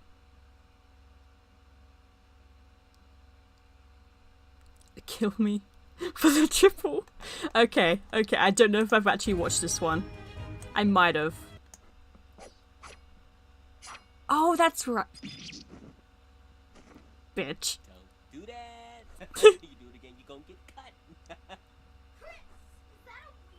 No, this is a crayon. Please. Mary, is that a police? I'm calling the weed. 420, what you smoking? I don't need a degree to be a clothing hanger. To be a lawyer! Surprisingly, you don't. You don't need a degree to be a fucking lawyer. You just needed your best friend to supposedly die on a steamship on the way to London and to take his place.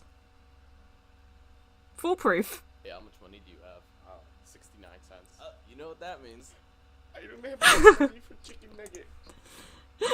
That was funnier in my head. Honestly, I can see that exchange between, for my modern AU, between Kazuma and, Maya. Because they're really good friends in my modern AU. Sometimes my genius is... it's almost frightening. It's gonna be a scorcher today. Yep. That was, like, legitimately freaky. No one... No, like, Chalices? Yeah. Yes, a really good book. Okay. I haven't actually read a really good book in a while, because I haven't read books in a while. But a really good fanfiction? When a fanfiction fucks? A fanfiction fucks. You know what I'm saying? I love this one! This is so good!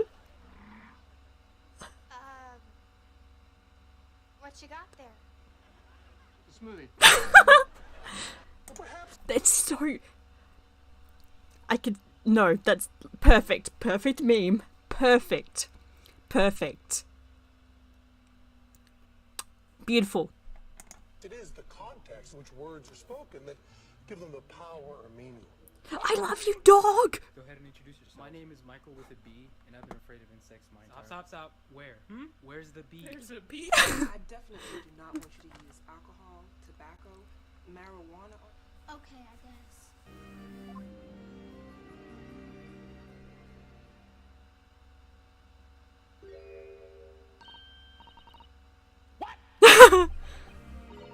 Mama?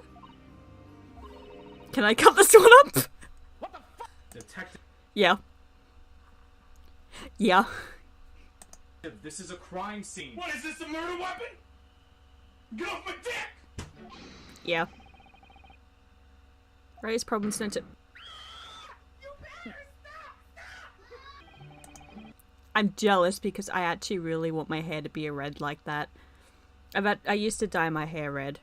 I don't anymore because I don't think dyed hair is allowed in the certain like job force I want to go into, so it's been its natural color for quite some time now. But oh, like fucking god, so jealous.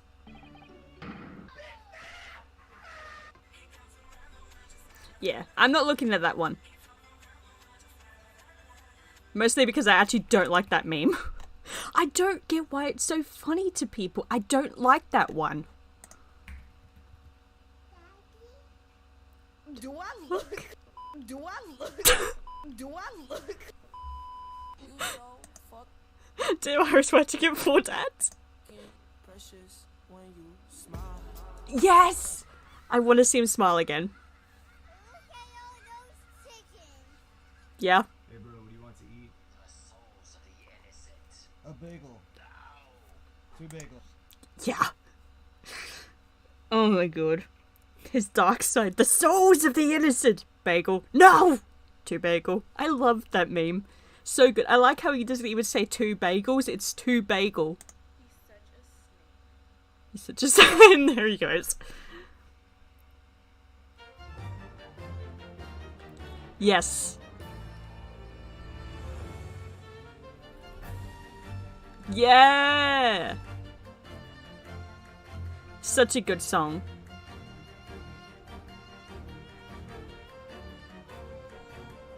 Also love the guy dancing. Baby man, little baby man, little baby man. No, stop it! Stop it! No! He was going through so fucking much during that trial. Shut the fuck up. I am not surprised that he broke down during all that. No! Stupid meme. Bad meme. Stop it! Hey, Professor! Step back, I think I'm gonna vomit! I do ship Gen Clinton, by the way. So not only is that funny in the context of Professor, but it's just funny in general. Don't, Kevin, watch the light, dude. Genshin is the light. And there he goes. Hi, I'm Renata Bliss, and I'm your freestyle dance teacher. Yes, I love that so much. That was so good. One day, when our paths cross, No! once more, we'll fight a duel of words across the courtroom. A day I eagerly await as a lawyer. I've been waiting to hear you say that, partner. Hey guys, is it gay to cross swords with your partner? Yes.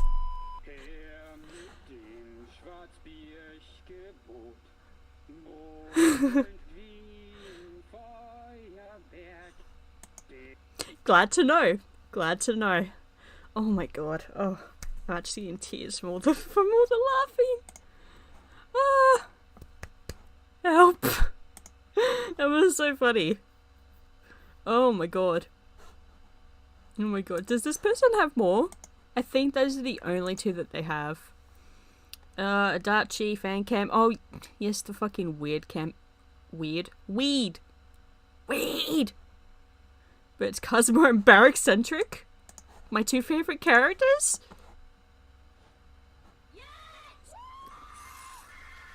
Yes. Self-indulgent. Me too. Keep your pants up when you're performing. It's incredible. Belt. He would! Why are you running? Why are you running? Meow. No, he did. Oh shit, meow. I thought she was. Me. That was the entire fandom. Yes! To see my little... I hope we get plushies of these two. I want plushies. I want plushies of these characters. I will fucking buy plushies of these characters. Okay, let's tell each other a secret about ourselves. I'm gonna go first. I hate you. No, you're not. You don't hate him. I don't think you do. At least in the blog plot, you don't. On my fucking toe, bitch, with them fucking cowgirl fucking boots. It's disgusting. Remember one time I liked you? Good, because never happened. Bro, can I get a sip of that water? It's not water. Vodka. I like your style. Vinegar. What? It's vinegar pussy. You ready to fucking die? Bitch, you can't kill me. Bitch. Wow. I should have left you on that street corner where you were standing. But you didn't. Could I use the computer? Oh, yeah, sure, one sec.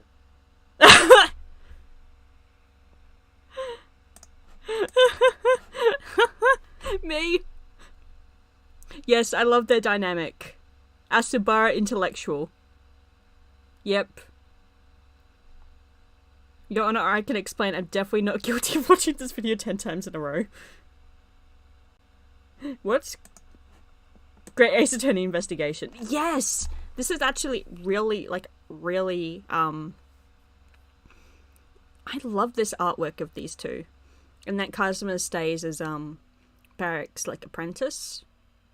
I love it so much. And that's why I think that their relationship has so much potential. And why I want to see another game, because we don't get to see it develop. We just see the aftermath of what made them have such animosity toward each other. and them slowly trying to resolve that, but we don't actually get to see it resolved, and we don't get to see their bond after that. Because I do think that these two can get along. I don't think they'll hate each other forever. I doubt they will.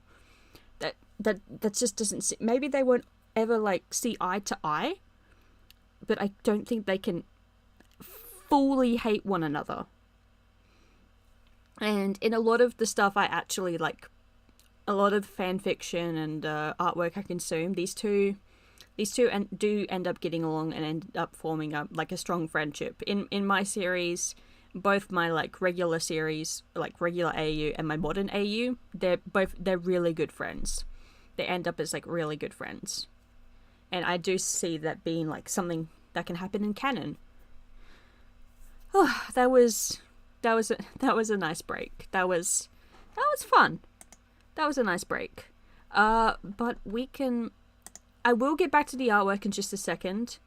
I'm actually gonna put. Nah, I'm not gonna put the music back on. I won't take that long. I just want to check some messages. Ugh. No, take off the night shield on my phone. Why do I have a night shield on my phone? I don't like the night shield on my phone. I just want to see if the ask block is updated while I've been streaming. Not because I'm streaming, but I just check it out a lot. Okay. Oh my god, okay. Oh yeah. I love this post that I made, because at one point Rinosuke says, if any of you think you can get through to him, talking about Kazuma, you're welcome to try. And then everyone was basically like, alright, bet. It was the best thing in the world. Like, and someone else explained it as, like, okay, my favorite explanation was, where is it? Oh, it was this a non-asker. They said, man, today really do be Kazuma therapy day. He's trying so hard to figure himself out, and then everyone comes in and is constantly bonking him with steel chairs. Amazing. Absolutely amazing. That just sums it up so well.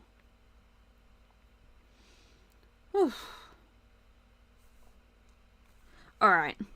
I think we will get back to the music and the artwork. But we're gonna switch it up a little. I'm gonna switch over to my Persona playthrough. My Persona playlist, and we're gonna listen to some Persona music, okay? Okay. There we go. Alright. Persona music as we do some Ace Attorney, Ace Attorney artwork. Why not? Baby, don't worry, 'cause you ain't alone. It's without light, tears pass through. Okay, I'm gonna. So nobody's really got to leave, 'cause I don't need an explanation. Okay. Now I can get rid of that. Hopefully. Maybe. Got a whole lot going on and on and on. Overshadowed by dreams.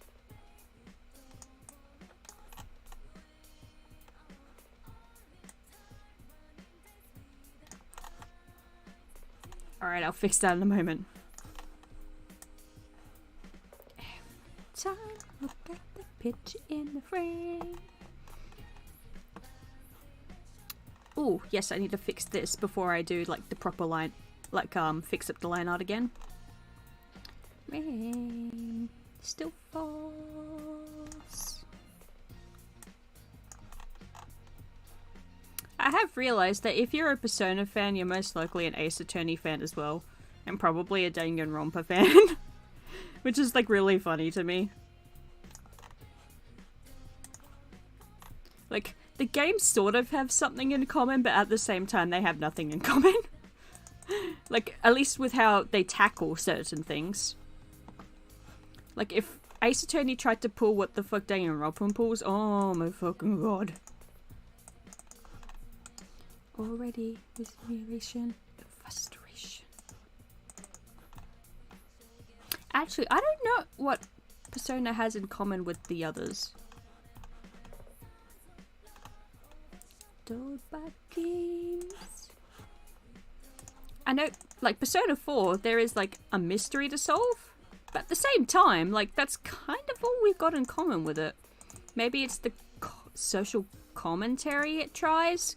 I say try because I don't know if it's that successful half the time.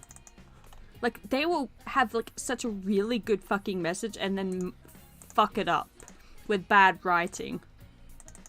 Because, I'm not going to delve into the continued, like, bickering of the messages of Persona that's in Persona 4. But I will say this. We've been fighting... People fight over this stuff ever since its release. And I can understand both, like, I understand both, sides to the, oh, is this on? Shuffle on. And I understand both, like, sides of the argument. But it gets so vicious, and you have to wonder, did this like, interpretation or misinterpretation happen? Is it just a lot of people who, like, interpret things differently? Is it really truly different interpretation? Or was the writing really that fucking bad that we all misinterpreted it? Not all of us, but the majority of us. That's why I don't participate in that, because I think it boils down to really poor writing. Which is kind of sad, because there's a lot that could be, like, discussed there. But also the fandom is just not the best sometimes. I have some fantastic friends in that fandom, but there's a reason I only stick to them. Let's just say that. I guess while I finish this up, I can talk a bit more about my modern AU, now that my voice is kind of rested. In my modern AU, what has like the big overarching plot is similar but different. Clint and Genshin are alive, and they are a big part of the plot, especially the overarching plot. The story is that Kazuma, as a student of law, travels to London with Susato and Ryunosuke, and is set to stay there for 10 years as an exchange student. Ryunosuke is actually stays as an English major, so he's going over there as an English student. And he's going to stay there for a little less than Kazuma is. We'll say like 8 years to Kazuma's 10 years. Or 7, or something like that. And because this is a modern AU, and stuff like modern technology exists, Kazuma is already being in contact with Barrack and Clint, and is already, like, really good friends with them. Because his father obviously befriended them when he went on his exchange program. And Kazuma has met them through, like, not social media, but, like, through video calls and messaging. And he's really good friends with them. He, honestly, he would consider them family. Although he wouldn't say that out loud, especially not to Barrack.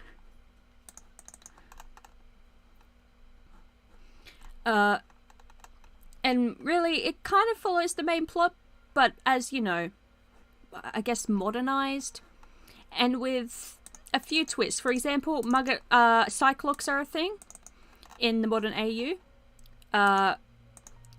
Kazuma has a Magatama that was gifted to him by his quote-unquote auntie, which is later revealed to be Misty Faye. His father was actually involved in the investigations of DL6, and later when Misty left, Kazuma, his father, Genshin, actually offered for her to stay with his family because I haven't really come up with a reason, but I feel like that's just something Genshin would do. And she does end up staying with his family, and Kazuma ends up, like, grows up to see her as his auntie. Like, he legitimately believes that this is his auntie until later on when they tell him, no, this isn't, like, your she's not biologically your auntie, but you know, she could still be your auntie. And for Kazuma, you know, his father goes on this trip, but he then gets stuck there for some time, and he's supposed to return after a while, but he can't. He was going to return because his wife had fallen ill, and he wanted to return home to help her with that, and he got permission to do that. But then something happened, and he gets stuck in London. By the time he's able to return, his wife has already passed, and Kazuma wasn't able to give a proper goodbye either. But Misty Faye, being able to summon spirits of the dead, does actually summon her spirit just to give them like let them have a proper goodbye. And I thought that would be like really impactful, especially since she hasn't like channeled anyone's spirit since DL6, and would show that she like trusts them and sees them as family. Fast forward to about 2 years later, Misty returns to America, and Kazuma actually comes along with her, not knowing what's actually going to happen, not knowing that she's going there to like save her own daughter, and during it she is killed, which is the last case of the third Ace Attorney game. But that is how Kazuma meets Ryunosuke and Maya Faye.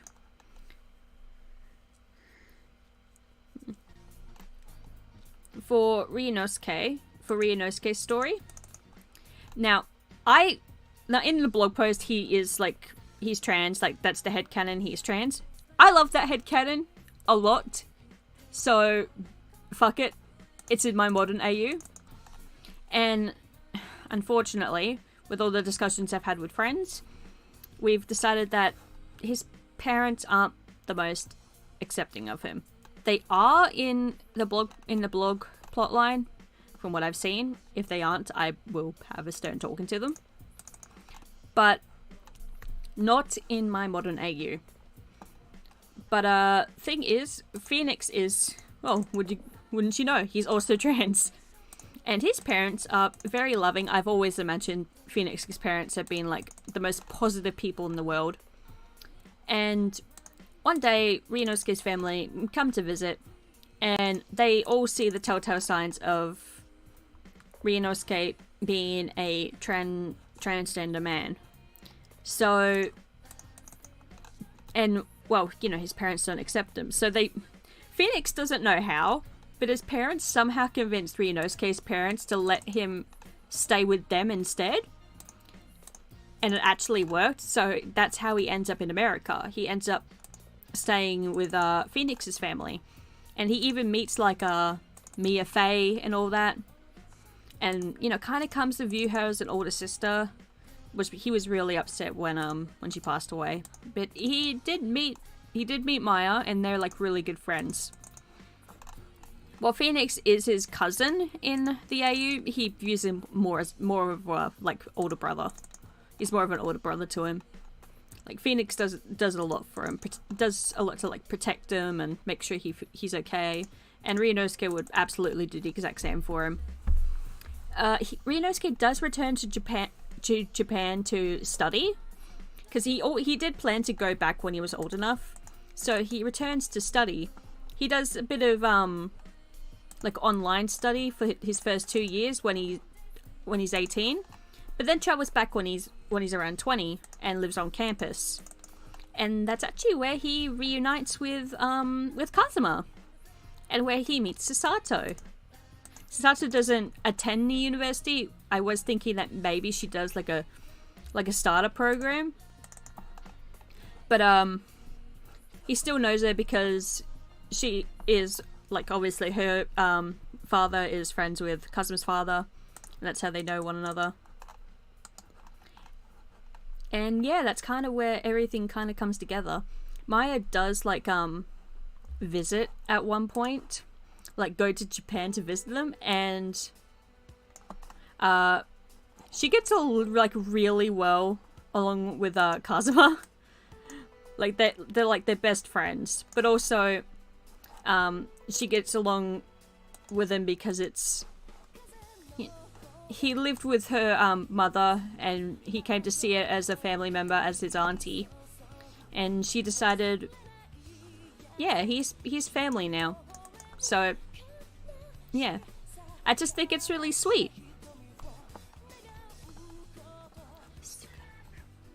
Sorry, I'm gonna let the song play before I continue, because this is a good song.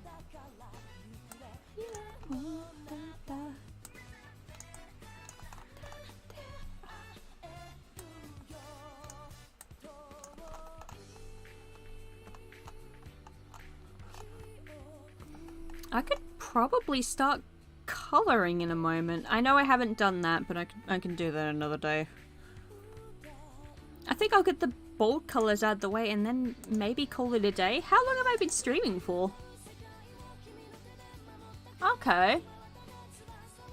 Hi, what are we making here? Oh, Taldia! Hello! I'm doing, I don't know when that comment was made, but, I'm doing some artwork for a thumbnail. For a video thumbnail.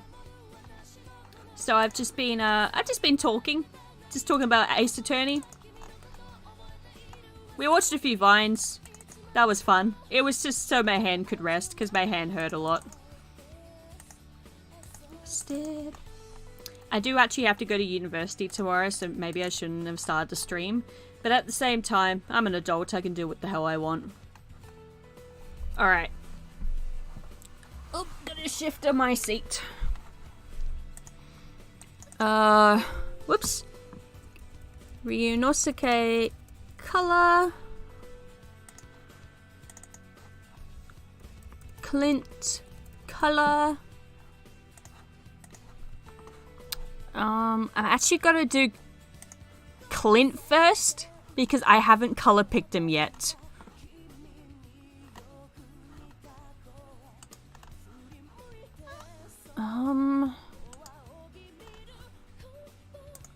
Oops.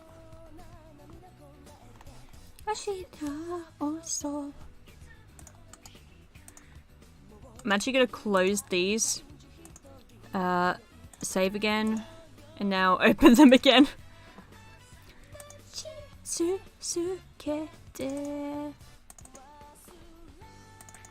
we go. Okay, the unfortunate thing with colors is I said this at the start, but there's like a filter over my fucking computer, and I don't know why. So the colors may look a bit awkward to me, but hopefully like it goes away later when I fix some stuff.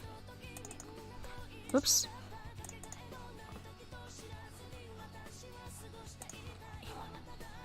Clint color.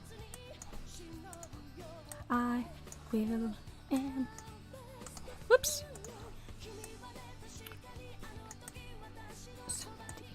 It's not there. It's not there. It's not there. Come on. Kimi no, I will never leave you.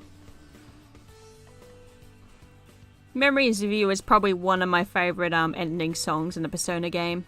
It's just really nice and pleasant. Does he? I think he's got gloves on. Yeah, he's got gloves on. Okay. His hair though. What fucking color is his bloody hair?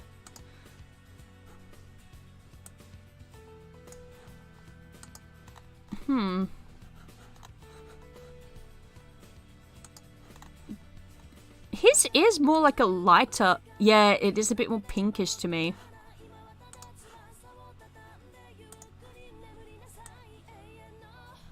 It's supposed to be like a purple, but it feels more like a pink. I've seen some people make his brother's hair like a nice purple, while Clint's has been more of a pinkish.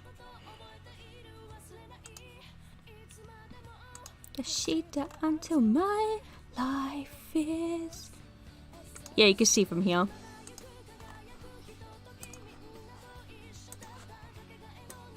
There we go. Yes, this is how I color, by the way. I know I'm probably gonna piss off some artists, but screw you. This is how I do it.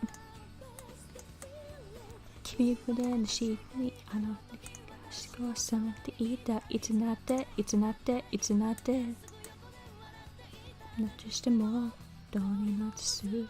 Conmigo, I will never leave you. Okay. Oh, actually, I need to grab another picture for Inosuke. Pictures, projects, Ace Attorney. There we go. You'll see in a moment why. Oh, I think it's really unfortunate that I'm not actually, cause, oh, this is probably much brighter to everyone, but I can't see it, unfortunately, with this filter, which is, like, really fucking bad. So I'm just gotta go with it, and I'll check it another day. Oh yeah, this is awful on my screen. Like, it's probably not even gonna come out on the, recording, but it's really fucking bad. After the promise, still aching, oh baby, I need you now.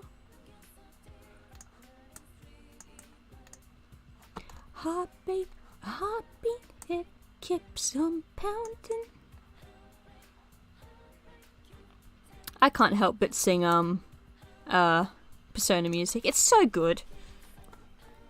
Persona has such style, and I really wish that it was just better.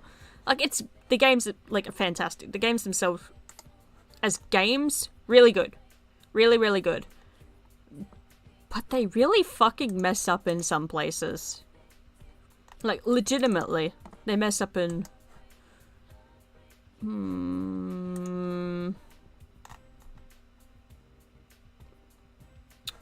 I'm gonna steal off your brother's color palette and see how that goes.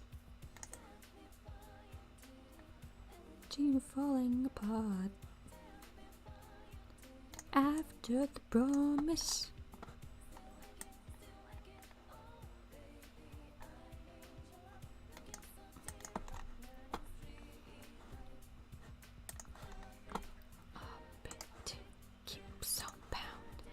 Because this is... Ah, I do like that grey better, I'll be honest.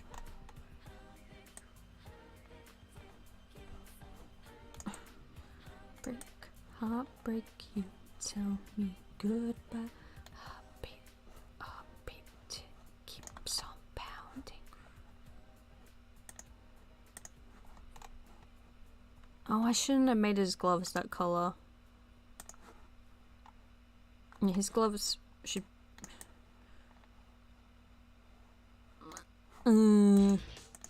Actually, I'll just make his gloves that colour. Underrated Persona song here. Right here. Underrated. So good.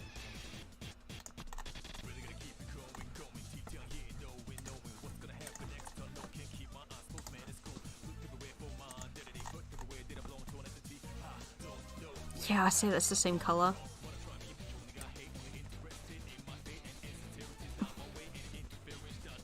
Let there be light in the dark night.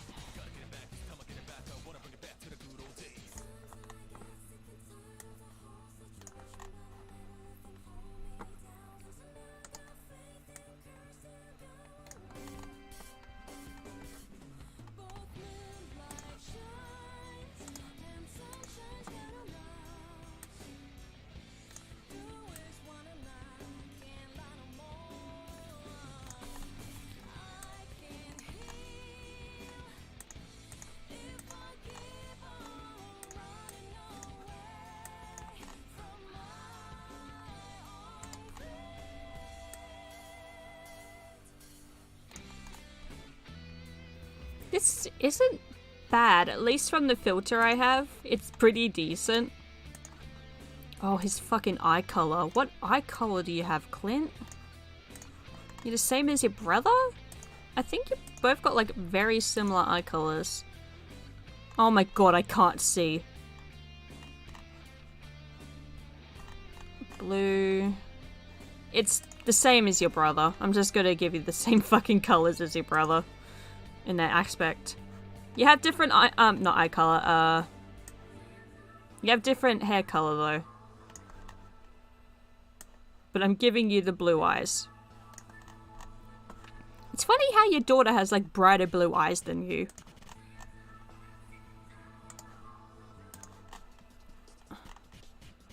Also, you have a lighter skin color than your brother, from what I can see.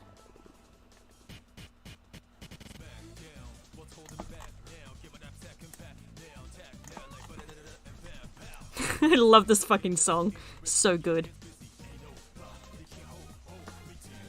Alright, let's go on to Reno's case.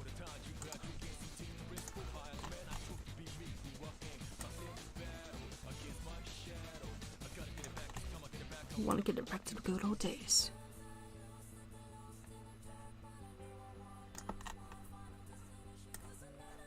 I don't like the second verse of this song. And I don't know. Like, I like parts of it, but some of it just doesn't work.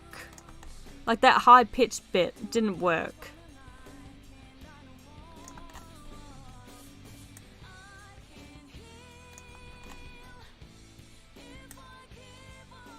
Running away from my own fate.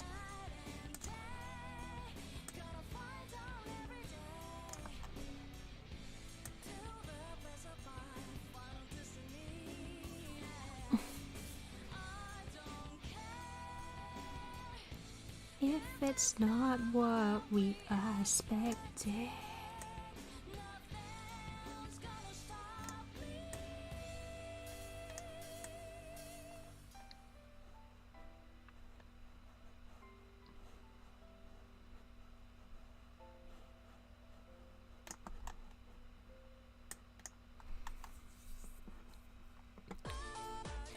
I forgot it just jumps into the next song.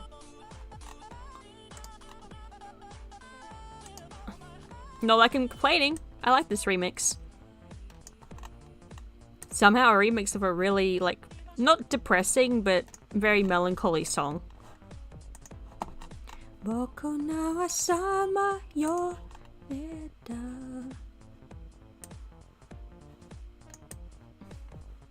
Imama ni utsuku. Kiwaro na shinani. Kamaitsuku Kako wa hadera Tsunade mite mo Nomue dake Shikamuke no ri no ai wa noreru Suna yo Soete mo Wasu zanai It's in my heart Sanasa. I'm probably butchering the Japanese and should probably stop.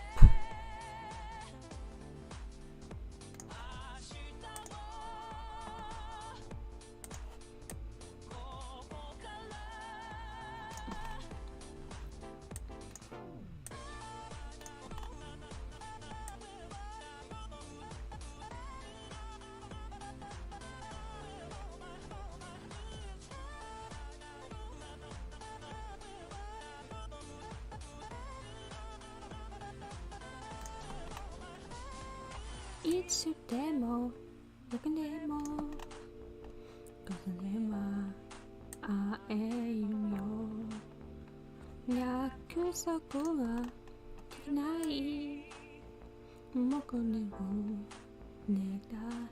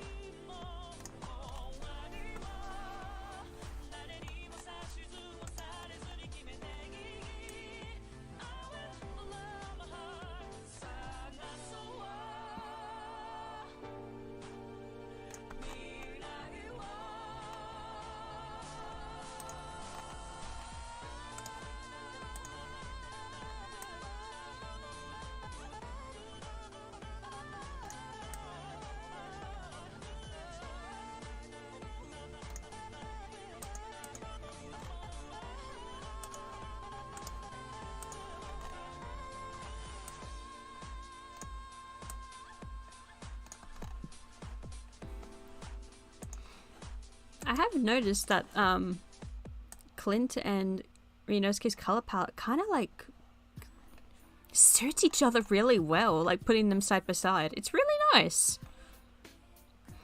Actually, now that we've gotten over some of the more emotional music, I think I'll get back to my modern AU ideas. Because, what was it? With Clint and Genshin around, there's like opportunity for these characters to interact with others that they couldn't before.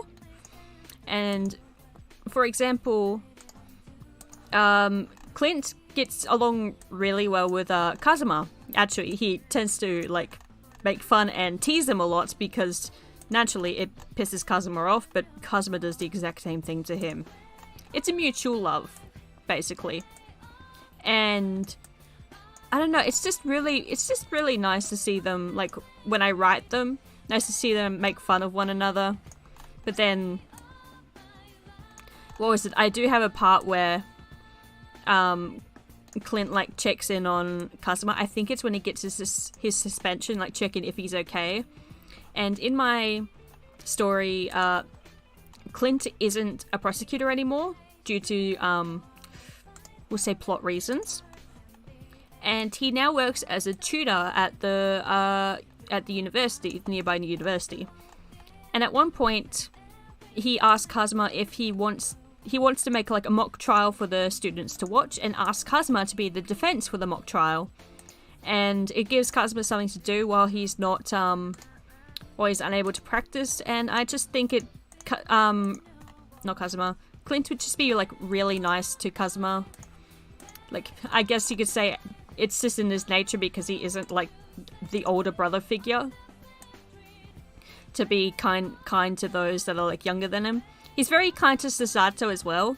He's the one who comes up with the idea of Susato dressing up to become Ryutaro. Like, he helps her come up with the backstory, and what was it? Even like digs out some like old clothing for her to use. I was thinking like Lady Baskerville's, and she's like, wait, no, this is of your like past wife, isn't it? I shouldn't wear this. And he allows it to, so she can do a job, and I think even allows her to keep it later on, because that's just in his nature, like his kind nature in the story. But naturally, there is a double-edged sword to it. Remember how I said that Kazuma has a Magatama? Well, naturally, he sees a fair few things that some people would rather keep behind closed doors. And Clint is no exception. At one point, Kazuma sees Black Cyclops on Clint. And this isn't the first time he's seen Black Cyclops, because he's seen them on his father as well.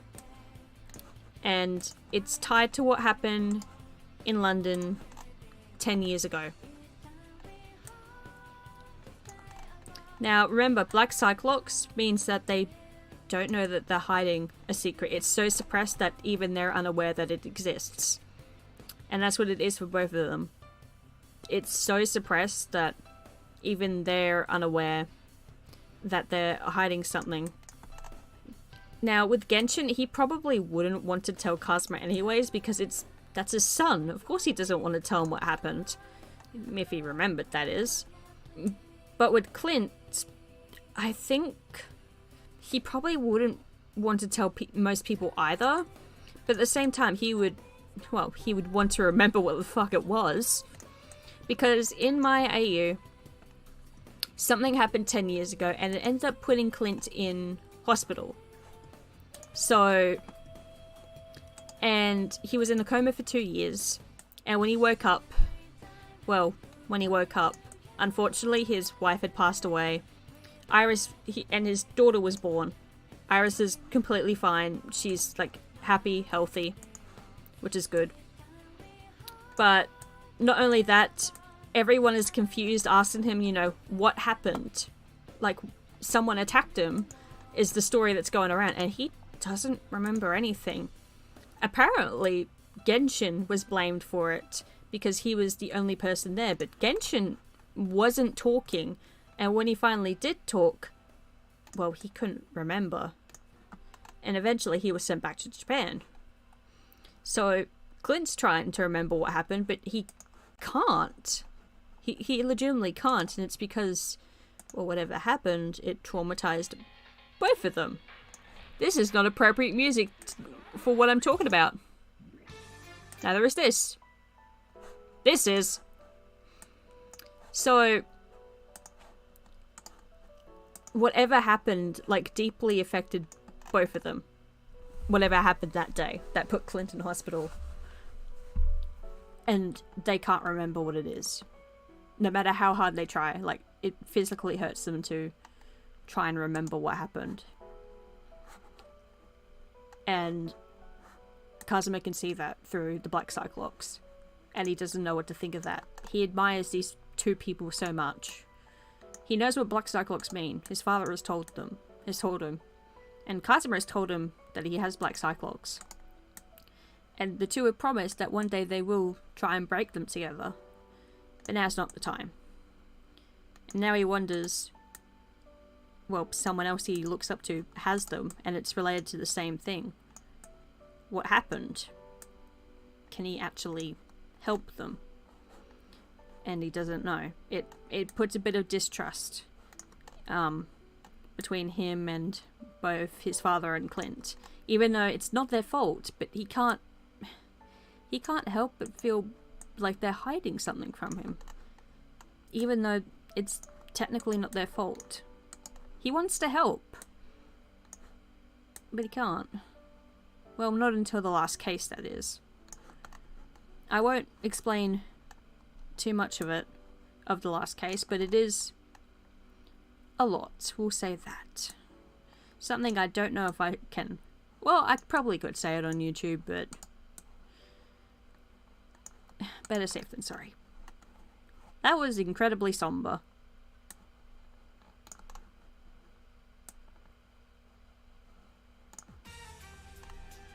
And we're back to the upbeat music, as if nothing somber just happened. Yep, sounds about right.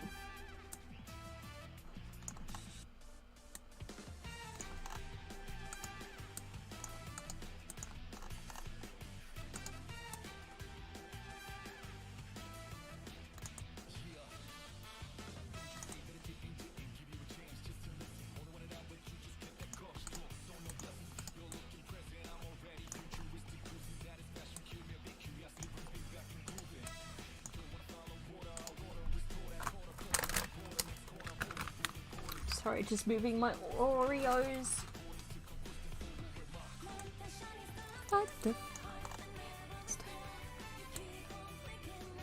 I prefer this remix of Light the Fire than the P3 one. I just like the P4 one better.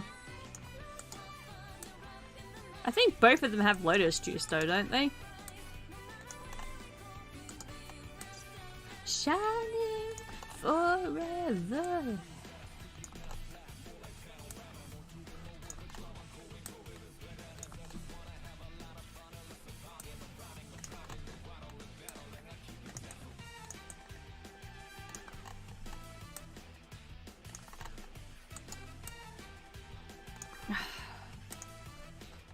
Hi, I don't know what you're talking about right now, but I just woke up so high. Oh, hello, moderator. I'm so glad to see you here. I was talking about my modern AU not too long ago, about Kazuma's relationship with Clint and Genshin. Also, by the way, remember, I ship Gen Clint, so, yeah, Kazuma might get a second dad. But that aside, I was just thinking about it because, I don't know, it's just fun to put certain characters in different contexts. I have been talking a bit about the blog and what I think is going to happen there, but I won't really know until things continue, which I think things would be completely fine in the end. Honestly, I'm a bit worried for Ryunosuke because I don't know, but let's just say that he could be hiding some stuff as well. I'm just gonna say that, mod. I may or may not have an idea. I may or not have an idea in mind. Oh, so yeah, we're listening to Persona music. I was listening to the Great Ace Attorney soundtrack before, but it kept jumping to I should turn this down a bit. It kept jumping to the fuck. Well, you should be worried for Ryu. When am I not? When am I not?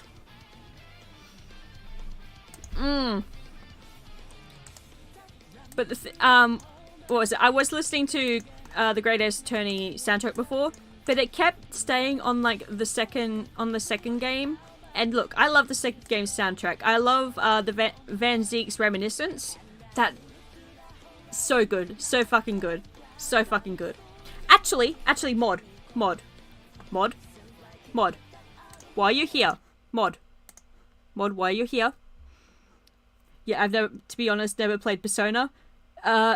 Here's the thing. Maybe don't. The games themselves, fabulous.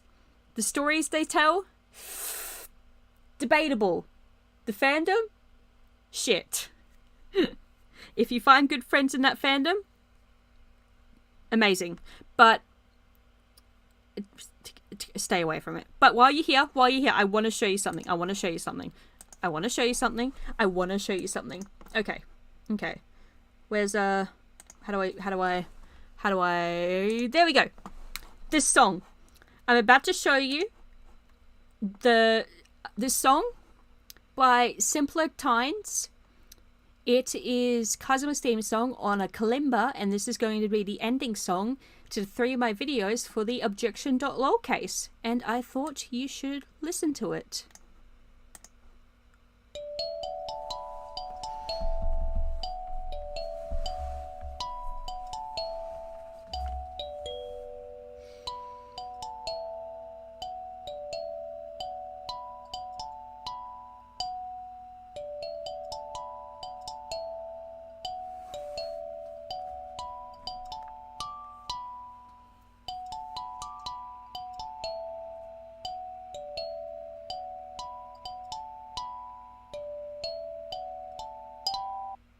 Nope.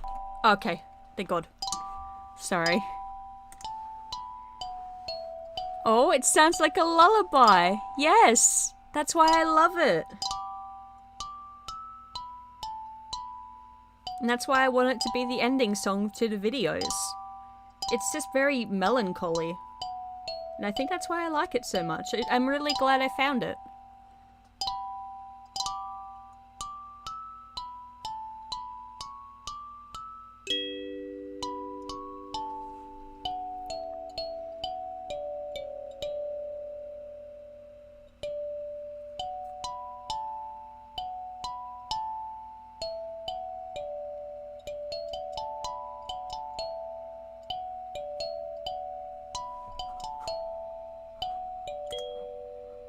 This is so peaceful, I love it. It's lovely. Honestly, it's fantastic.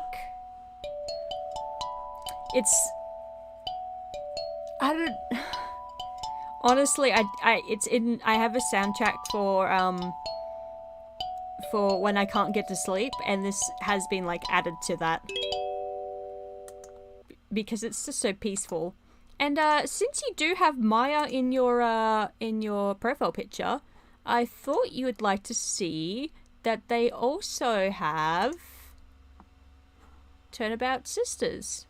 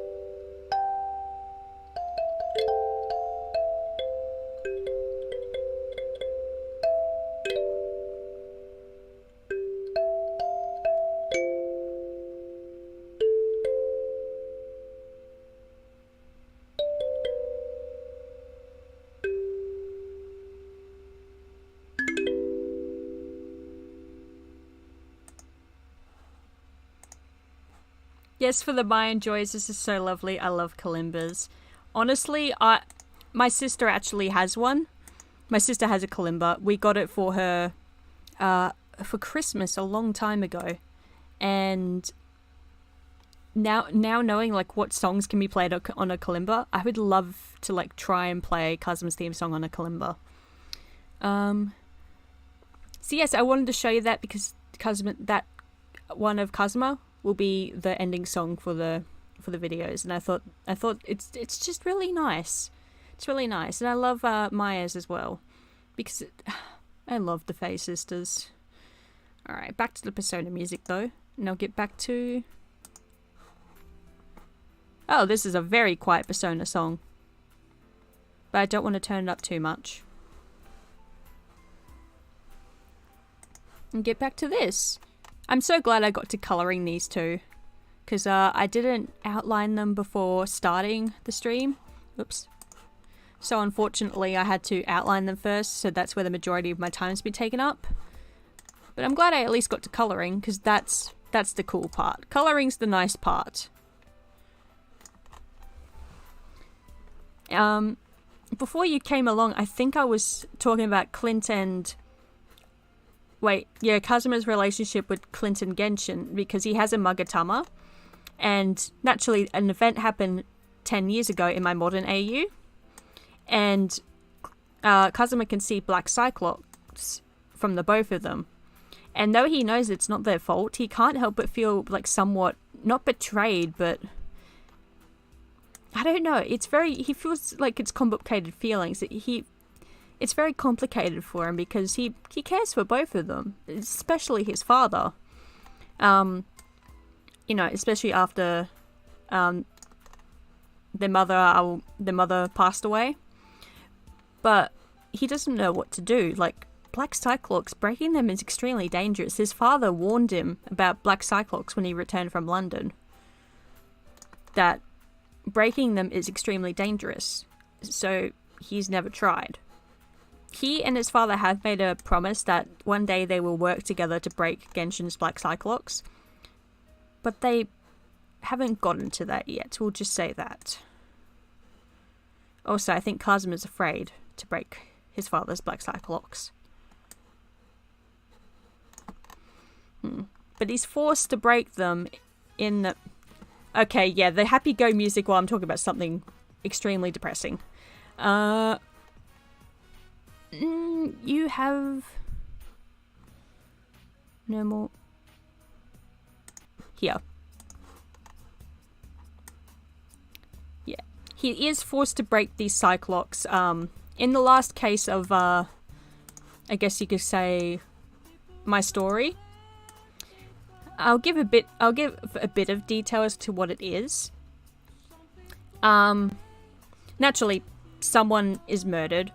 And Gregson's also like, he's not murdered, it was an attempted murder on Gregson and someone else is murdered. And Clint is the suspect.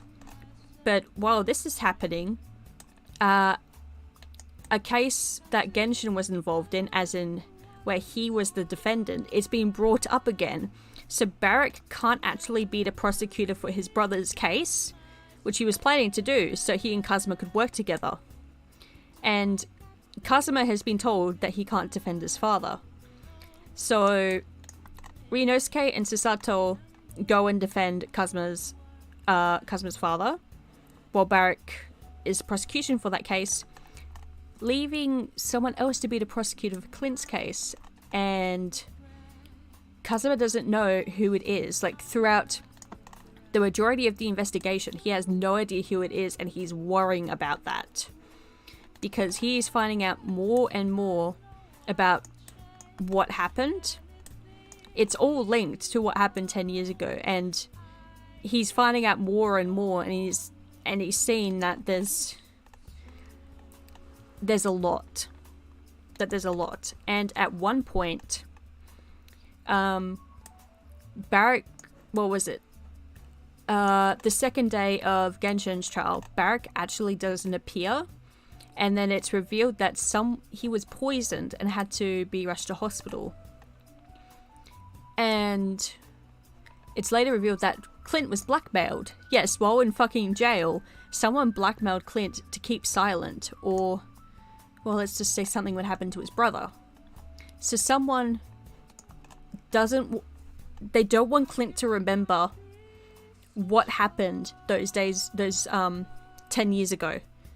And if he even tries to do anything, if he remembers anything, something's going to happen to his brother. Someone wants him silent. Someone wants him they want him silent. The plot thickens. I love this AU. It sounds so cool. Us when we're normal about the Kazuma and the phase. Actually, speaking about the phase, Kazuma's like really good friends with Maya Faye in the modern AU. Which is really nice. I actually had it that Genshin was a detective during the DL6 case, and in the aftermath of it, he ran into Misty Faye, Maya's mother, and she ended up living with Genshin's family. And Kazuma came to see her as his auntie. Like, he legitimately thought that was his auntie. She wasn't in the end, like, at least biologically, but she's still family to him. And then when he finally meets Maya, like, unfortunately because of Misty's, like, death, Maya promises that she will, like, visit him and his father later because, well, they're family now. And that's what family does, right? It's just really sweet, and she's not involved in, like, the main plot, but she is involved in a case that is related. Sort of. The way it's related is that, as Kazuma's trying to break the Black Cyclops of, Clint, Ryunosuke is trying to break the Black Cyclops of Genshin. He and Susato are working to break those Cyclops. And they think that some information from a previous case would be helpful. Because, in a case before they went to London, Kazuma was the defendant. But during that, he fell unconscious and had to be sent to the hospital because he was hit over the head really, really hard.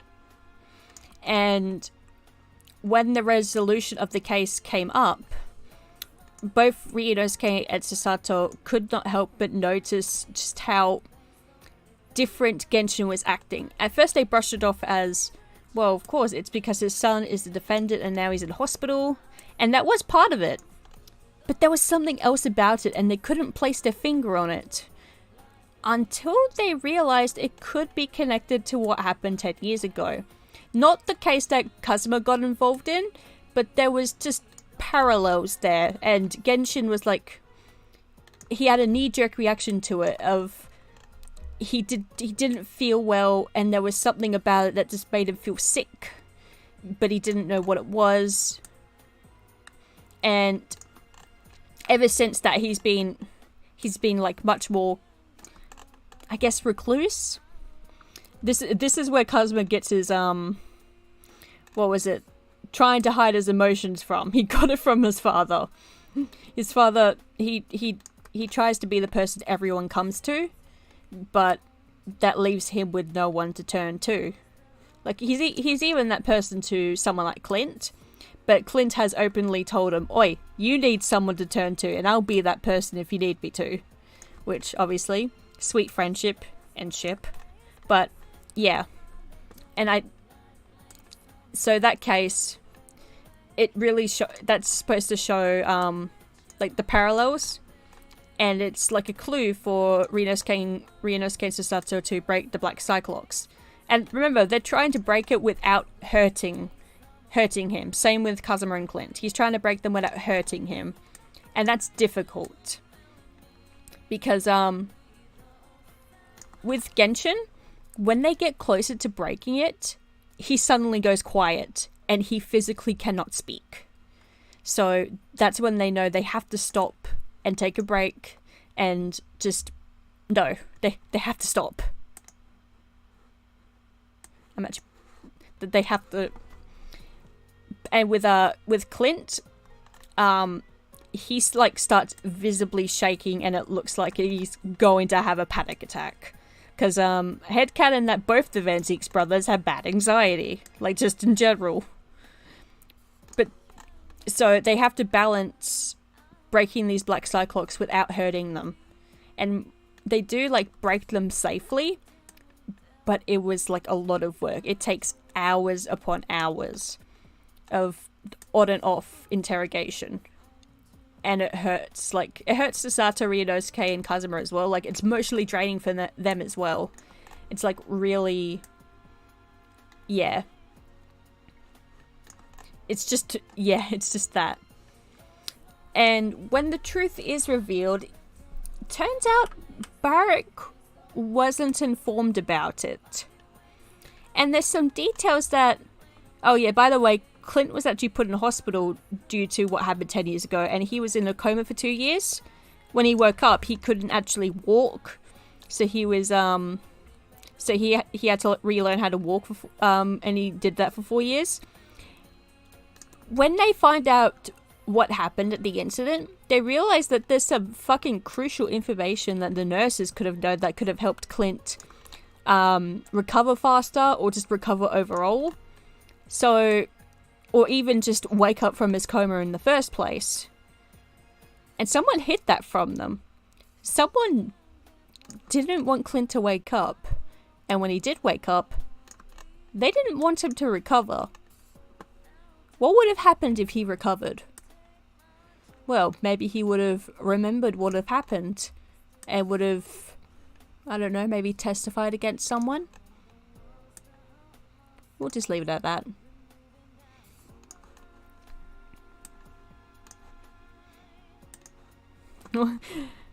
Soggy Faye family, this is everything to me. Shakespeare Soggies open up losers. Give them mental illness. Yeah, about that.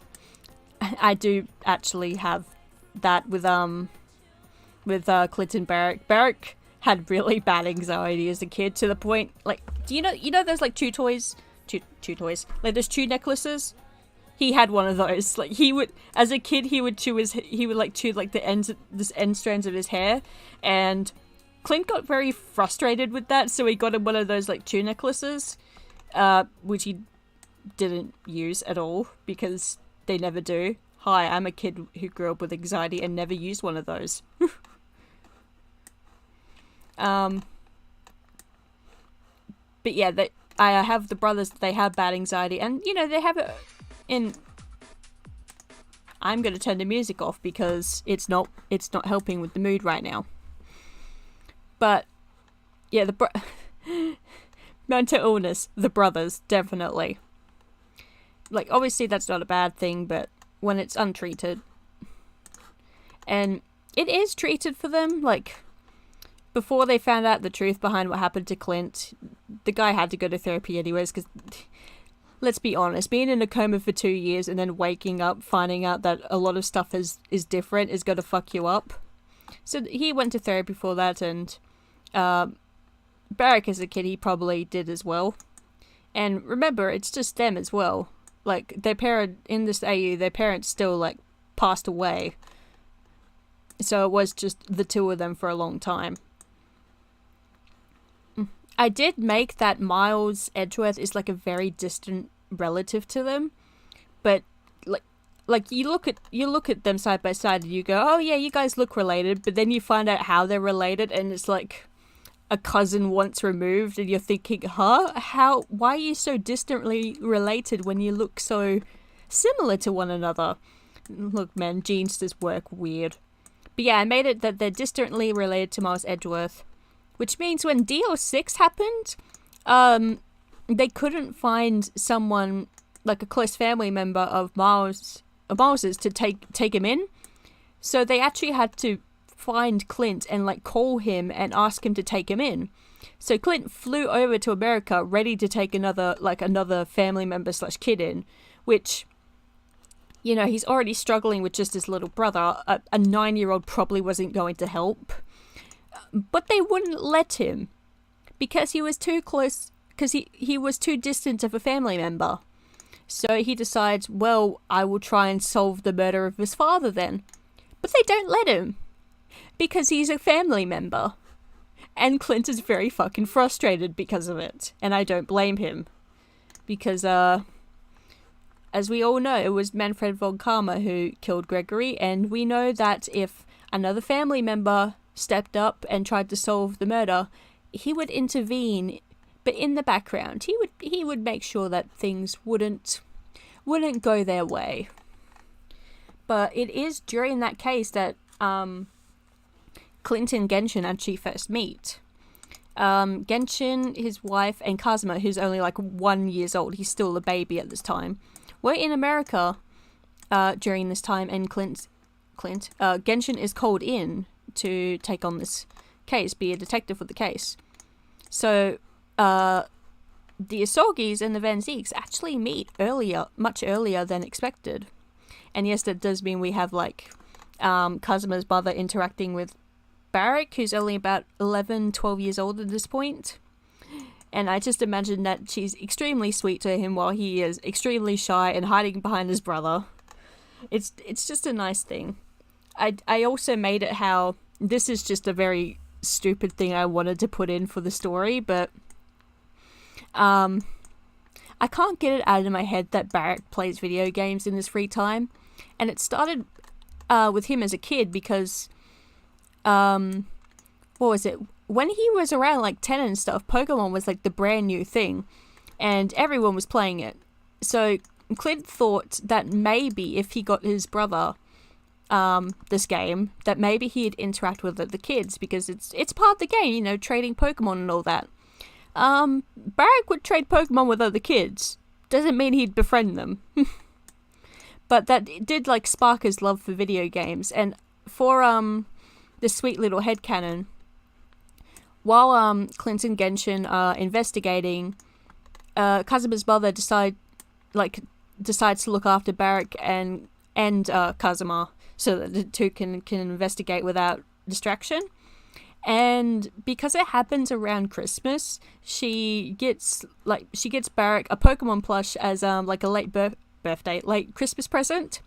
And Kazuma, you know, as the kid, as like little baby, he wants a plush as well, and he actually wants the exact same one as Barrick's. So the two have matching plush toys, and Kazuma had no idea about this until like he grows up. And I just really like that that little bit of the AU. I don't know. I'm definitely projecting onto Barrick as a big Pokemon lover, but I think he'd like Pokemon. I mean, I play Pokemon to de-stress. I think he would as well. He sees like the worst in humans every day. Let him de-stress by catching little creatures and trading and befriending them. You know? Ventic's Gamer matching plushies. That's so cute. Clint is an icon, man. He really about to adopt a new chart. Yeah, he would. He fucking would. Yeah, matching plushies. Yep. And the best thing is about that is that's the one plush that Barrick actually like has like shows in his room. Most of his Pokemon stuff is like packed away now because he doesn't like to show it as an adult. Not that plushie though. He actually has that plush out in his room because that's the one plush that he's like really attached to. And all that. Kazuma had no idea that they had matching plushies until like way later. What was it? Kazuma starts talking to Barrick many years later after like his father's when his father is on his like studying in London. And it's only after what happened to Clint while Clint was in hospital. When Kazuma started talking to Barrick, like Kazuma's own mother was sick at this time, and his father, he had no idea what was happening with his father. But Kazuma still took the time to contact Barrick and ask him how he was doing, because the Isogis are selfless bastards, and should be caring about themselves, but care about other people more. And that is how like their friendship grew really, really strong. because it did turn into, you know, Kazuma being able to go to Barrack as a friend, but also an adult that could give him like an unbiased point of view about things in life while his father was absent. And also when he's worried about his father, he tells Barrack about it. Barrack's the first person to know. Like, you know, Kazuma's not stupid. He can tell when his father is like hiding something from him, or is hiding his emotions, or he thinks like there's something wrong with his father, and he will tell Barrack. You could say that he snitches on him. He snitches on Barrack, and Barrack will, you know, text Genshin out of the blue asking how he's doing, when in reality Kazuma maybe panic text him at, what was it, 12 p.m. Japan time, while it was 4 a.m. British time, and Barrack doesn't have the heart to, you know, tell Kazuma to bugger off even though it's 4 a.m. As a big Pokemon enjoyer, I agree. Definitely, Barrack is definitely a Pokemon fan.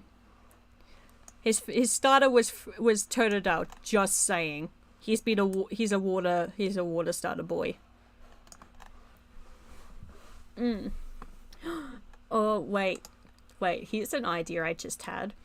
What if when Kazuma gets a bit older, he, you know, obviously he starts playing Pokemon as well, and, it's actually his mother that gets him into the game.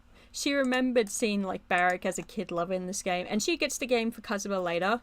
I would say Diamond and Pearl, because he was, in my AU, he's born in 2000, so he's actually a year older than me. And I started with Ruby Sapphire, but I was also 4. So Diamond and Pearl would be like the perfect game for him. And she also plays the game, much to Genshin's dismay. I say dismay because he would like tell her, why are you playing this game and not telling our son to go to bed? Or she will catch Kazuma, you know, playing his DS at night, and instead of telling him to go to bed, she would be like, yeah, I didn't see anything, don't worry son, you can keep playing. And Genshin's like, please, he needs to go to sleep. But their family dynamic aside, I just think it'd be cute if the mother played Pokemon alongside him. And Genshin's the type who doesn't get it exactly. Like, he's the parent that knows what Pikachu is, but probably no other Pokemon. And I feel like Clint would be similar. He knows what Barrack's favorite Pokemon are, but nothing else really. That's the type of people I think they are. And Barrack also probably, unfortunately, knows a lot of Pokemon memes that he wish he didn't, but the internet will internet. Kazuma knows a lot more than him, though. Like, if he sees Skitty and Wailord together, Kazuma would burst out laughing and Barrack would just sigh to himself because he knows exactly what it means, but he wish he didn't. Same with Vaporeon. Some other games I think that they would enjoy. Obviously, I think Barrack would definitely be an Animal Crossing Stardew fan. I can imagine him getting like Stardew for his brother to have him try and relax. And all that. Maybe Genshin too. Like, try and get the now 50-year-old man into video games. Why the fuck not? I've always seen Kazuma is definitely a horror game fan. He loves that stuff. Especially if it's co-op. So he could play with friends and just laugh at them as they scream and then scream himself. He's definitely one of those people. And obviously, Kazuma and Barrack play games together. I have entertained the idea that before Kazuma like started like seriously studying and all that, I always like entertained the idea that he was a streamer or YouTuber. Like, it was a side hobby and he had a decent audience, but you know, nothing big enough, and he dropped it once, you know, he started becoming when he started like seriously studying. But he would still come along to it from time to time, like come back around to it, because it was just a hobby of his, a nice de-stressor, you know, interact with his fans. And he was always like open from day one that it was just a temporary thing as he starts university and all that. Because he just wanted to do it. He just wanted to do it. I think it'd be funny if Barrack was someone who was occasionally on his streams as like one of his friends who plays video games. But you know, he never said his name out loud. It was only his whatever his gamer tag was. And when people try to find who he is, well, they never can because, you know, it's Barrack and he doesn't have social media whatsoever. He has no social media presence except Facebook because he's old. I just like the idea of these characters in a modern setting and how they navigate that. With Herlock and Clint, because I had the idea that when Clint was in his coma, Lady Baskerville, obviously, you know, she had Iris, but she still passed away due to birth complications. And while Barrack was supposed to look after Iris, I mean, his brother's in a coma and his sister-in-law just passed away. He was not emotionally ready or stable to look after an infant. So Herlock stepped up to, like, take care of her temporarily. But naturally, Iris, you know, grew attached to him and saw him as her father. And when Clint wakes up, he does, like, eventually meet her and they get introduced to one another. But now Herlock and Clint kind of co-parent Iris. Like, Iris stays with Sholmes the majority of the time because, you know, she went to school, like her university is like nearby his place and all that. But weekdays she's at Sholmes's place, weekend she's with she's at the Van Zeek's manor. And, you know, they have like, okay, what place will we celebrate the holidays together? Are we going to celebrate at your place or my place? So they do. It really is they're not married but nonetheless divorced thing here where they co-parent Iris.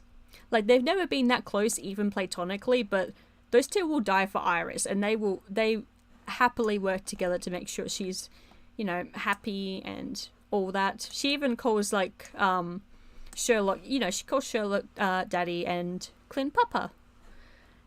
So there's probably some public confusion, but at the same time, who cares? She's got two dads. And then if I go my Gen Clint route and have Clint and Genshin get together, 3 dads. Oh, and a brother. She's also got a brother. And then obviously Sholmes and Eugen together. She's got a sister. She's got a big family. She's got a very big family.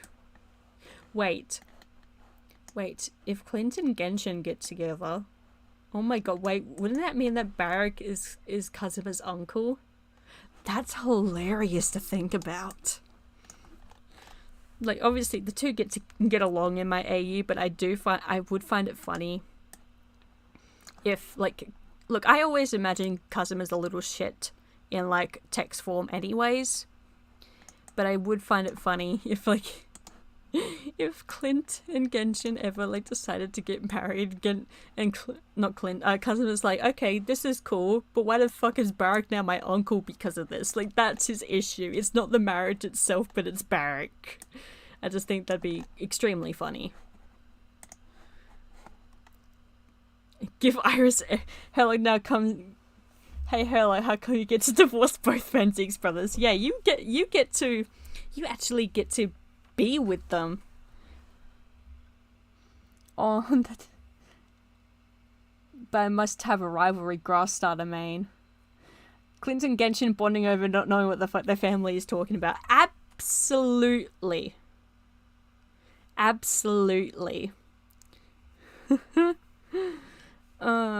Kazuma changes Barrack's contact in his phone to uncle. Yes, he would, because it is his fucking uncle though. I will imagine that his contact was like, it was just Barrack or even like his gamer tag or whatever, but now it's just uncle. Whew. What time is it? It's actually almost 12 a.m. here. For having started just with the outline and streaming for over 3 hours, honestly, I've done pretty well. So I'm going to save. Oh, Defense TBs, yes. Save here. Yes, please.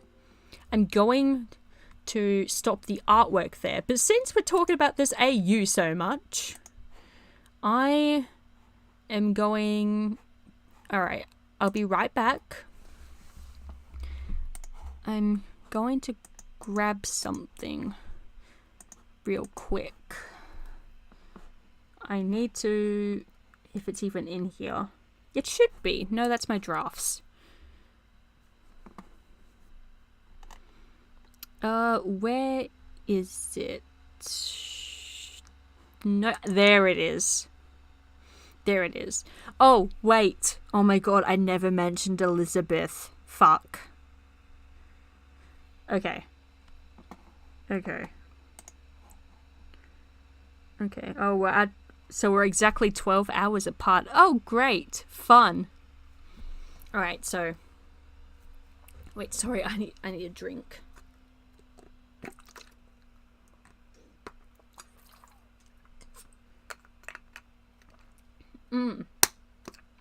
Okay. So, mod. From me to you, we can both agree that Barrick is like a really a good catch as a man, right? And as a character, people either ship him with, you know, like Rinosuke or Kazuma or Albert. So, how pissed do you think the fandom would be at me if I gave him a girlfriend? Because in my normal AU, you know, 1900s, blah blah blah, all that stuff, I gave Barrick a daughter. He had a daughter out of wedlock, and he's on good terms with the mother, but he had a daughter out of wedlock, and I love this idea. Like, I genuinely really like this idea. But when I was creating the modern AU, I was wondering how I was going to implement that. And I was going to do, okay, so he dated this woman for a bit, and they had a kid together, but later broke up. But I ended up really liking the relationship between Barrick and this other person, and this OC named Elizabeth, that I really wanted to keep them together. So I've kept them together, and I don't know how pissed the fandom's going to be at me for that. Because people really don't like shipping an OC with a natural character. And, oh god. Oh, the fandom's going to kill me. But I thought I'd tell you that before I jump into what I'm going to show you next, because I think this would be kind of fun. I think this would be a fun way to end it off. Let me switch the camera. Welcome to a modern AU chat fic I've been working on. I think it'd be fun. I mean, I've seen a couple people do it, yeah, but they do get really fucking pissed. But here is a modern AU chat fic I've been working on, and I think it'd be fun if I dramatically read all of this out to you. So not everyone has a name, but I thought it'd be funny if I put Genshin Impact Asogi as his name, because insert obligatory Genshin Impact joke here. But yeah, we are going to spend the rest of this time reading out my chat fic, because I think it's really fucking funny. So, group chat, insert funny name here that I have not come up with, 4:07 AM British time. So, Nasogi is obviously Kazuma. Okay, so, maybe we should have taken your offer, Clint. Herlock slurs like a motherfucker. Like, Ryu and I are on the top floor, and he's on the bottom floor. And he's loud! Clint, I fucking told you.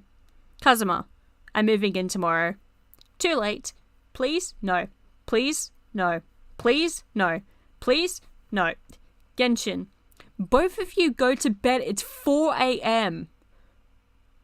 Why is my name this? 'Cause Genshin Impact. Ha!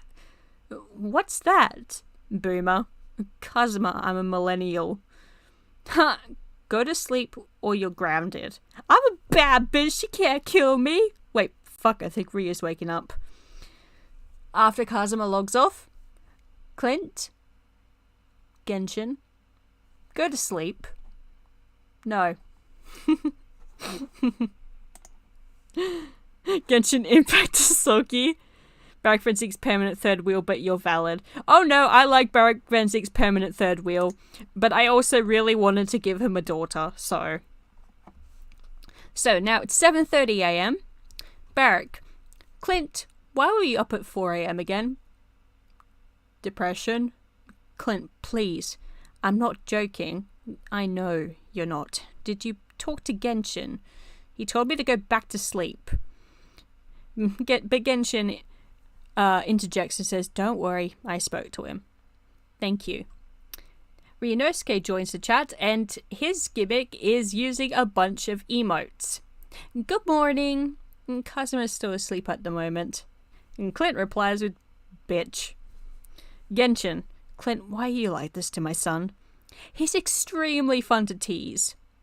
Don't say that about him. But I do agree it's fun to tease him, Ryunosuke says.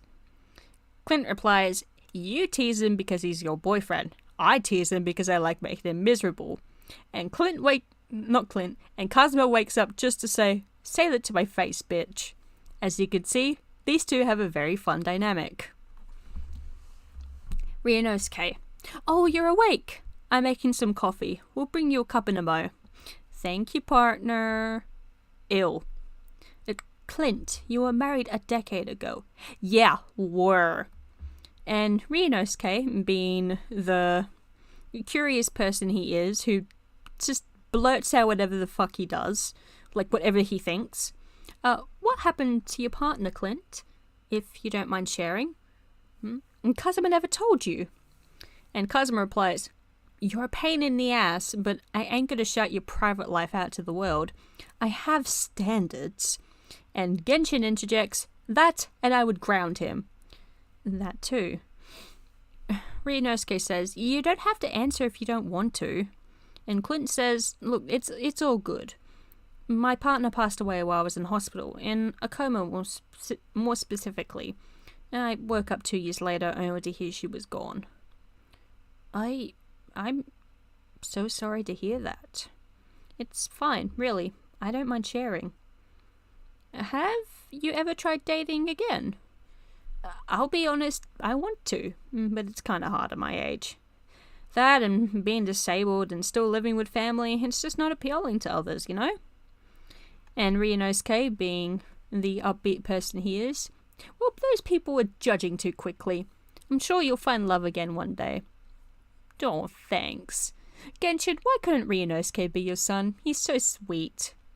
He'll be my son-in-law in a few years. Give them some time. Dad!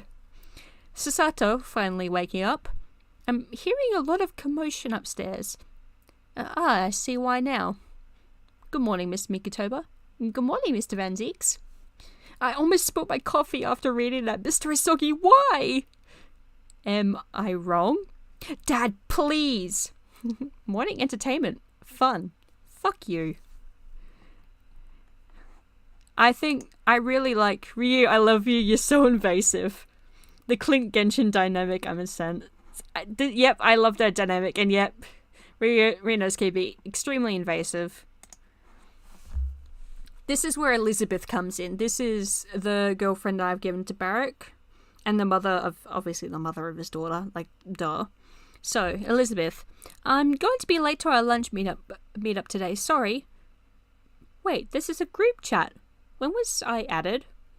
Barack adds Clint. Look, either you were going to add her or I was. Asogi. Or Kazuma. New phone, who dis? Nyasogi. That's my son, Kazuma. Oh, hello, Genshin, and lovely to meet you, Kazuma. Ryunosuke enters. Who's this? Oh, there's a few unfamiliar names. I'm Elizabeth Corden. I'm Barack's girlfriend. And Kazuma. Wait, you're the girl he had the crush on for the longest time? Barack, you actually started dating her and didn't tell me? I've been dating her for 5 years. And you didn't tell me? I've been making fun of you for nothing.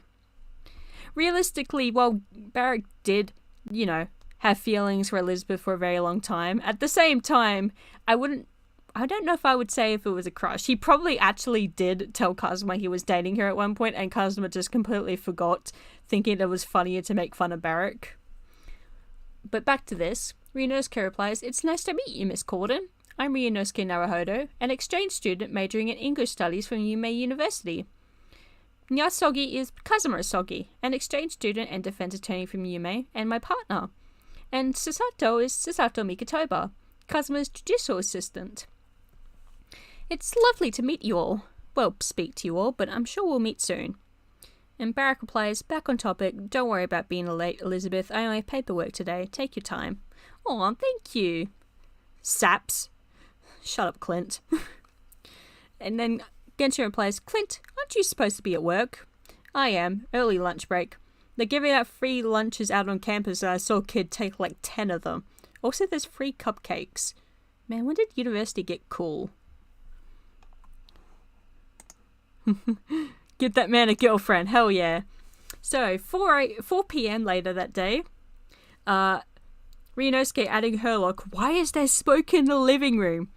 Now, Naruhodo, you cannot jump to conclusions here." Herlock, "Oh fine, another disaster of a baking experiment." "That explains the smell of burnt caramel." "Okay, but why is there smoke in the living room?" "I moved it there." "How? Mr. Sholmes, how?" "How?" Herlock plays a very big comedic role because, as we're about to read now, things can get a bit emotionally heavy. So, private DMs, Clint Van Zeek messaging Genshin Asogi. "Good morning. Good morning to you too. Are you doing alright?" "I don't know. I want to sleep, but I'm not tired, but I am. So I've been lying awake for a few hours trying to sleep, but I keep thinking things. Do you feel anxious?" "I don't know. I don't know what I feel. Numb? I'm scared. Fuck, I'm sorry, Genshin." "It's okay." "No, it isn't. I'm in my mid-fucking-40s wanting to cry in bed and I don't know why. I feel sick and I don't know why. And yet I feel numb. Do you want to call?" "Yes, please." So, Genshin calls Clint and the phone call lasts 2 hours. I did not script the phone call, but I think you could see that it went over pretty well. Thank you again, Genshin. Fuck, I don't deserve you. Don't say that, Clint. I know, I'm sorry. But really, thank you so much. I think I might get some semblance of sleep tonight. You're most welcome, Clint. I'm always here for you. Thank you so much. Herlock assigned silly guy. Yeah, we need some comedy. Just trust me on that. So, a different group chat called Fembly. Maya he. At mum, at dad, Nick is sick and won't look after himself. Burb. Maya, it's not even that bad. Truce caught a stomach bug from school and I have it now. Nothing serious. Maya, you texted me like you were dying. Phoenix, don't we all feel that way when we're sick though? The mother, Phoenix shielded right. Oh fuck. Ryunosuke, why is everyone so active right now? Isn't it 10 p.m. over there? Maya, your cousin/brother is being a little shit and not looking after himself. Also, it's 6 a.m. for you. Oh, Kazuma is going to court today. I'm helping with the case. The father, good luck, Ryunosuke. Thank you, Dad. Phoenix, who the fuck is at my house at 10 p.m? Wait, is Mum here? I have a key to your home, Phoenix. You gave it to me. Now go to bed and rest immediately. I'll stay here and get Trucy ready for school in the morning. Yes, Mum. I love this family. I thought I'd show some funny right family shenanigans. So, this is actually set a few months later because this is Gina's trial. If we all remember, the last case of the first Great Ace Attorney game is where Gina is the defendant. So this is this group chat. This is when this takes place. So, Kazuma, Barrack, are you the prosecution for this case? Gina Lestrade is the defendant. Yes, I am. Do not try to influence my opinion before the trial. No, I won't. I just wanted to confirm something with you. Clint, yo. Fuck, this is the group chat. I'll DM you, Barrack. And the two log off. Rude? I want to know. Susato. I'm sorry, Mr. Van Zieks, but you're a member of the public and thus cannot know of any information pertaining to a trial before it is commenced. Although you were a prosecutor before your coma, correct? Clint. Yeah, was a damn good one too. Honestly, I miss being at the bench. Don't know why I can't return to the job. They wouldn't let you go for no good reason. I have read some case files of which you prosecuted the case, and you're splendid in the courtroom. Aw, thanks, kid. I was never given a reason why I was let go. Probably has to do with some issues I have now, but that's just life. Susato, you tutor students at the university, correct? I'm sure you're a fantastic teacher. Aw, you're gonna make me cry. Oh, I'm sorry. No, don't be. You're being very sweet right now. I appreciate it. Genshin comes in. She is right, Clint. Every student you have tutored has shown significant improvement in their work after you've taken them under your wing. And don't forget that you've personally tutored your brother, who was a fantastic prosecutor himself. You have a brilliant mind and a lot of knowledge to share. You're a fantastic teacher. Clint. Wait, fuck. Okay, I am crying now. Damn it, I hate being so emotional in the morning. Thank you. Alright. This next chat log is Kazuma to Genshin. And this is referring to when, I guess in this AU it would be Kazuma defending Magnus McGilded when he is guilty of the crime he committed. So this is Kazuma telling his father about it. Dad, I fucked up. I got a guilty man and not guilty verdict on my very first fucking case in Britain. I know he died not long after, but I can't believe I defended an obviously guilty man. Fuck, I'm so sorry. What? Kazuma, what happened? Start from the beginning. My first case in Britain was assigned to me the day I arrived. To defend Magnus McGilded, correct? Yeah. And my client in today's trial, Gina, was involved in that case. It turns out she lied in her testimony back in that case. And her testimony helped get him off the hook. I'm not mad at her for lying. I mean, witnesses do all the time. Plus, she's still a kid. She was scared. I'm mad at myself for believing her and not questioning it back then. Hey, don't be. Sometimes you will defend those that are guilty. And while I know you pursue the truth, sometimes that's hard to discern, especially when you were given the case on such short notice. Your job is to defend those that ask for your services. That doesn't always mean they're innocent. I should have known. You're still learning, Kazuma. That's the whole point of this exchange program. I'm sorry. Kazuma, don't beat yourself up over this. You made a mistake. One that was rectified. It's okay. I have to talk to the Chief Justice tomorrow. I'm scared I'll be sent back. He can't do that. You were sent back 4 years early during your exchange program. That was under different circumstances. Something like this wouldn't justify the decision to send you back. And if he does try to do that, I will make sure Jigoku is informed so he can keep you in the program. You'll be okay, Kazuma. Okay. Would you like to call? No, thank you. I just need to talk. I'm sorry. Don't be. I understand your worries, Kazuma. Try to get some sleep, okay? Okay. Thank you, Dad. You're welcome. I love you. I love you too.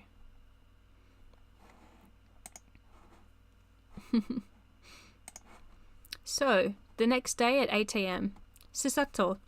Breakfast is ready! She adds Ryunosuke, Kazuma, and Herlock. And adds Kazuma again, saying, we have to be at the Lord Chief Justice's office by 12 p.m. Ryunosuke. Kazuma is still asleep. I think yesterday's trial tired him out. Herlock. Who is disturbing my sleep? Oh, breakfast. Iris made you some scrambled eggs, Mr. Sholmes. Delectable. I'll be joining you momentarily. Sato. Oh, yesterday's trial was harsh. Iris is making Kazuma's favourite tea blend for him once he wakes up. Can you make sure he's up by 9 a.m? Can do. Elizabeth. Good morning, everyone. I did hear there was a trial yesterday. Did it go alright? Ah, wait, is it public knowledge yet? It is. Don't worry, Elizabeth. The defendant, Gina Lestrade, was found not guilty of murder. However, she has taken punishment for lying under oath and petty crimes such as thievery. But was the truth revealed? Yes. Oh, that's wonderful to hear. Well done, Barrack, and well done, Kazuma. I see Kazuma and Susato will be in the same vicinity as you are, Barrack. How about we all have lunch together today? Susato, oh, that's a lovely idea. Unfortunately, I think the Lord Chief Justice will keep us back a few hours. Elizabeth, how about dinner then? Ah, there are a lot of you. Oh, I'd be happy to help with dinner preparations. Iris says she'd be happy to help too. Oh, bless your kind hearts. Barrack, Clint, may we host a small dinner party at your estate? Clint, of course. Barrack, yes, there is no issue with that. Oh, wonderful. Everyone be at the Van Six estate by 6 p.m. for dinner. Genshin, I don't think any flights from Japan will get me there in time. Oh, I'm sorry you have to miss out, Mr. Asogi. It's okay, Miss Corden, I was trying to make a joke. Kazuma, well, my dad tried to make a joke for once. Oh, you're awake. I sensed my father being cringe. Sato, Iris is making your favourite blend of tea. Come down once you're ready. Yes, ma'am. Kazuma and Genshin having such a sweet relationship. Yep. They're very close. They're very close. So, group chat, 4 p.m. British time. Kazuma. Finally! He kept talking for hours. How'd it go? Kazuma is suspended from attorney work for 6 months. Huh? It's punishment for defending a guilty party. Barrack. What?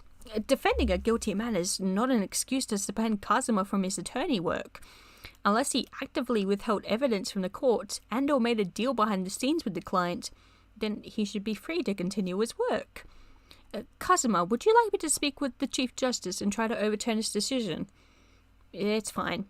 Are you sure? Yeah, I mean it sucks, but if he decided that, then I can't really argue. Rinosuke, what will you do if you can't be in court? Study. Herlock, chin up, Asogi. You merely stated you cannot work as an attorney, correct? Yes. Then you're free to join me in my work whenever. 2 heads, or 3 if Miss Mikachoba would like to join, is always better than 1. Thank you, I appreciate the offer. Susato, Elizabeth will be arriving at the estate soon. Wonderful. I'll begin preparation at 5 p.m. We'll be there by then. Private messages between Ryunosuke and Kazuma. Hey, Kazuma, are you okay? I'm fine, Ryu. I know you're upset at the suspension. I agree with Barrack. It's really unfair. And it's okay if you think it's unfair too. It is unfair. I didn't make a deal with the client or anything like that. The chief assigned me this case as soon as I arrived and told me to get a not guilty verdict. So I get that verdict and then I get suspended because of it? This fucking sucks. I hate this so much. What the fuck am I going to do for 6 months? Kazuma, do you want to talk? In person, I mean. I'm almost at the Van Six estate. Yes, I'd appreciate that. Thank you, partner. And 2 hearts. Later that night, Rinosuke, Clint, Barrack, thank you for hosting us. And thank you, Elizabeth, Susato, and Iris for cooking. And dinner was so good. Elizabeth, you're welcome. I'm always happy to cook for friends and family. I'm always cooking for those too. Clint, hey, my cooking isn't that bad. Elizabeth, I didn't state who I was talking about. Fuck. Barrack interjects. Elizabeth, while I appreciate and love your cooking, I can and do cook for myself and Clint. Elizabeth. Honey, sweetheart, you don't cook.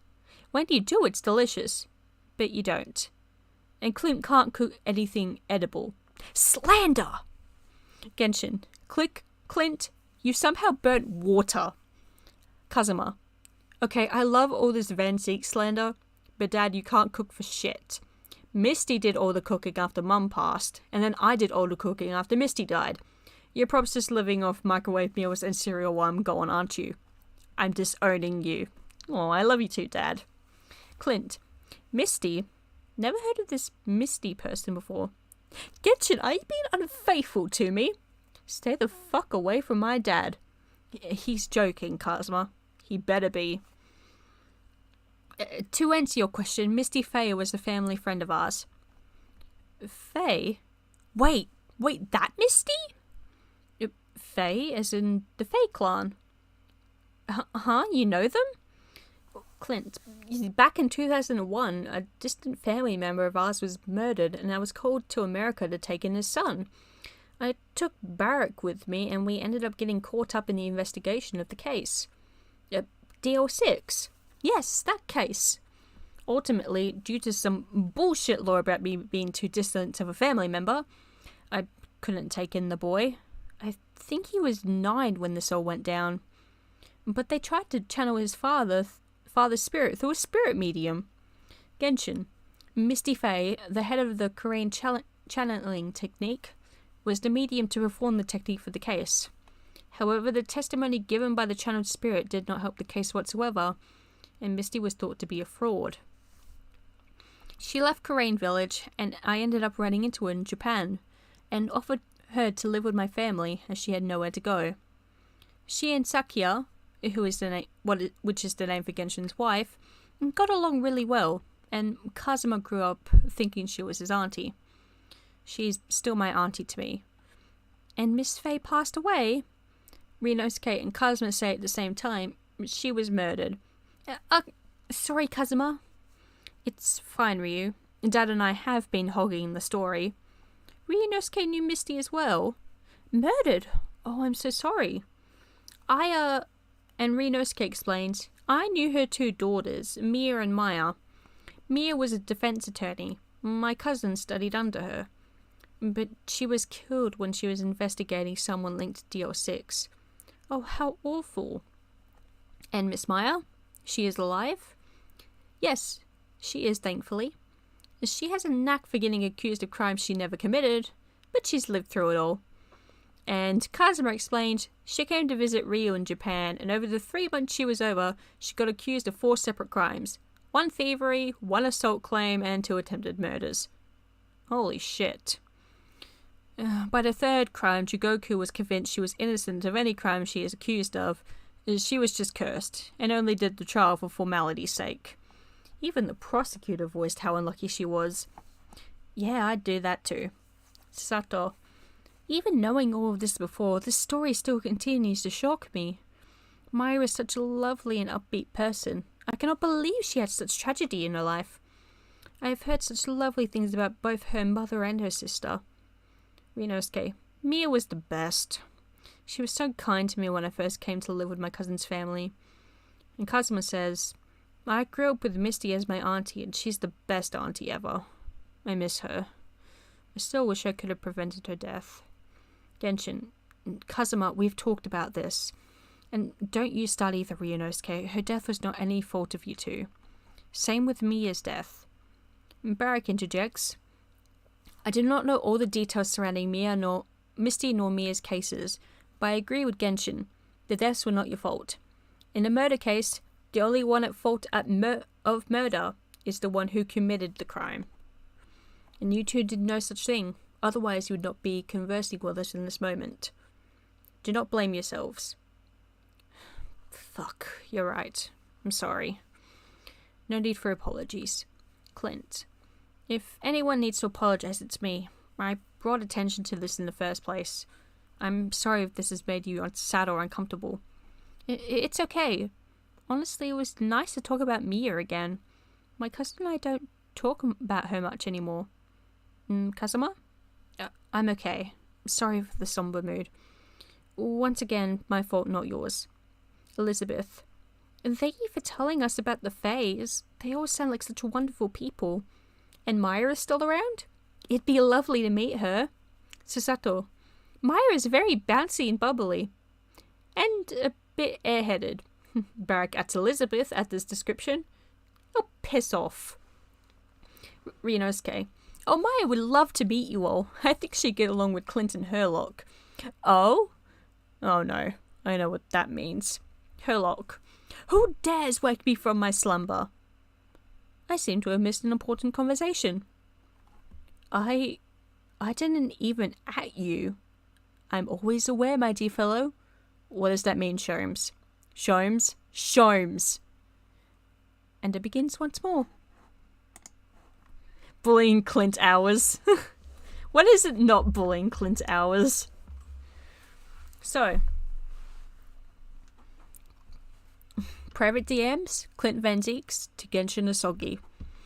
Hey, I noticed you've gone quiet in the chat. I'm sorry that I brought up Misty. I didn't think doing so would cause such a convo in the chat. I'm sorry if I hurt you. It's okay. Are you sure?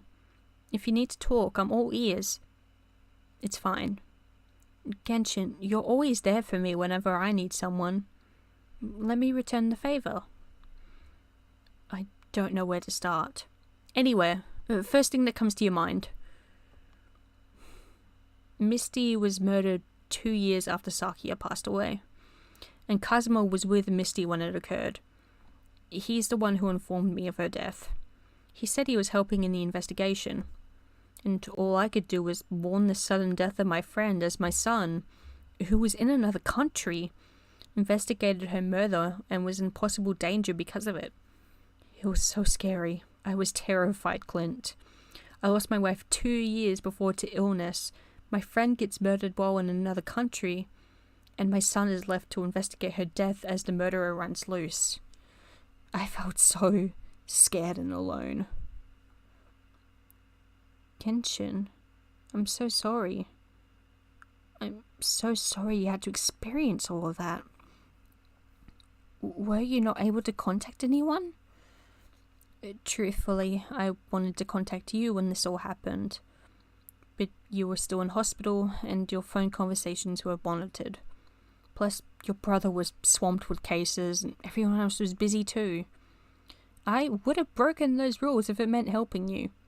You shouldn't have gone through that alone. Clint, I'm serious, Genshin. I know you tried to hide your issues from others and be the guy who everyone turns to. But you need someone to turn to as well. Let me be that person for you. You've always helped me. Let me help you. I couldn't be there for you then. Let me be there for you now. Okay. Can we please talk? Of course. Clint calls Genshin and the phone call lasts for 2 hours and 30 minutes. Thank you so much, Clint. Genuinely. Thank you so much. It's no issue. I'm here for you, Genshin. Remember that, okay? I will from now on. Thank you so much.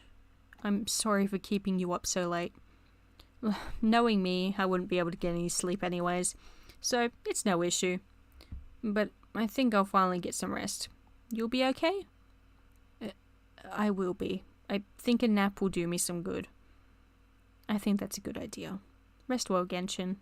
I will. And thank you once more.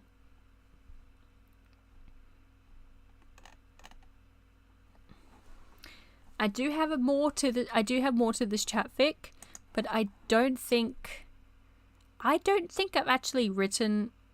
I haven't written much of it, unfortunately. So that is the end of the chat fic that I've been writing so far. I thought it'd be really fun to read it out, and I'm loving your comments, Mod. Genshin Impact to Soggy. Clint Genshin dynamic. Yeah, I'm so glad you like that dynamic. And Genshin and Kazuma's relationship. Genshin and Clint head in my hands. Thank you. I'm glad I got to share it with you.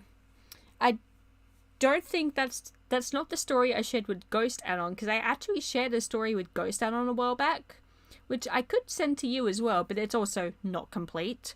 And it's also a bit darker than what I've written here. But thank you for joining me, and thank you to everyone else who happened to join the chat while I was continuing, because quite a few people did. I will be ending the stream very soon. It's been going on 4 hours and I think I'm losing my voice. But that was incredibly fun. I actually... Oh, it's so nice to talk about these characters and what headcanons I've come up with them. Because I don't do that a lot. I don't have a lot of friends who've like finished the game. So I can't talk about characters like Clint and Genshin too often. I mean, I have anyway. Not just making me want to write my own AE about Clint and Genshin and all of those guys. Like, same. I ship Clint and Genshin so much in my AU. Like, ugh. I don't know if it came across that well, but they've been secretly dating for about a year. And, like, no one knows. Kazuma suspects it, but he actually hasn't said anything, and I'm going to have him message Clint later and say, you know, look, I know I tease you a lot and I seem very defensive of my father, but if you genuinely want a relationship with him, I don't mind, and you know, you make him happy, so I'm completely fine with that. I want Clint. I want Kazuma to say that to Clint, to show that, you know, Kazuma may make fun of him a lot, but he does care about him, and he cares about his father as well. And if the two if they make each other happy, then yeah, he's fine with that. So, yeah, it came across. Kazuro's going to call them cringe. Kazuma thinks they cringe either way, to be fair. And I want to write more about Elizabeth, because right now Elizabeth's just a nice, sweet, you know, girlfriend to the very terrifying Barrack Van Zieks. But she does have a bite to her. She's a nurse. In my story, she's the nurse that actually looked after Clint while he was in hospital, and that's how Barrack and Elizabeth met. And when she finds out that there was information withheld from her that could have helped Clint's recovery, she is fucking pissed. Like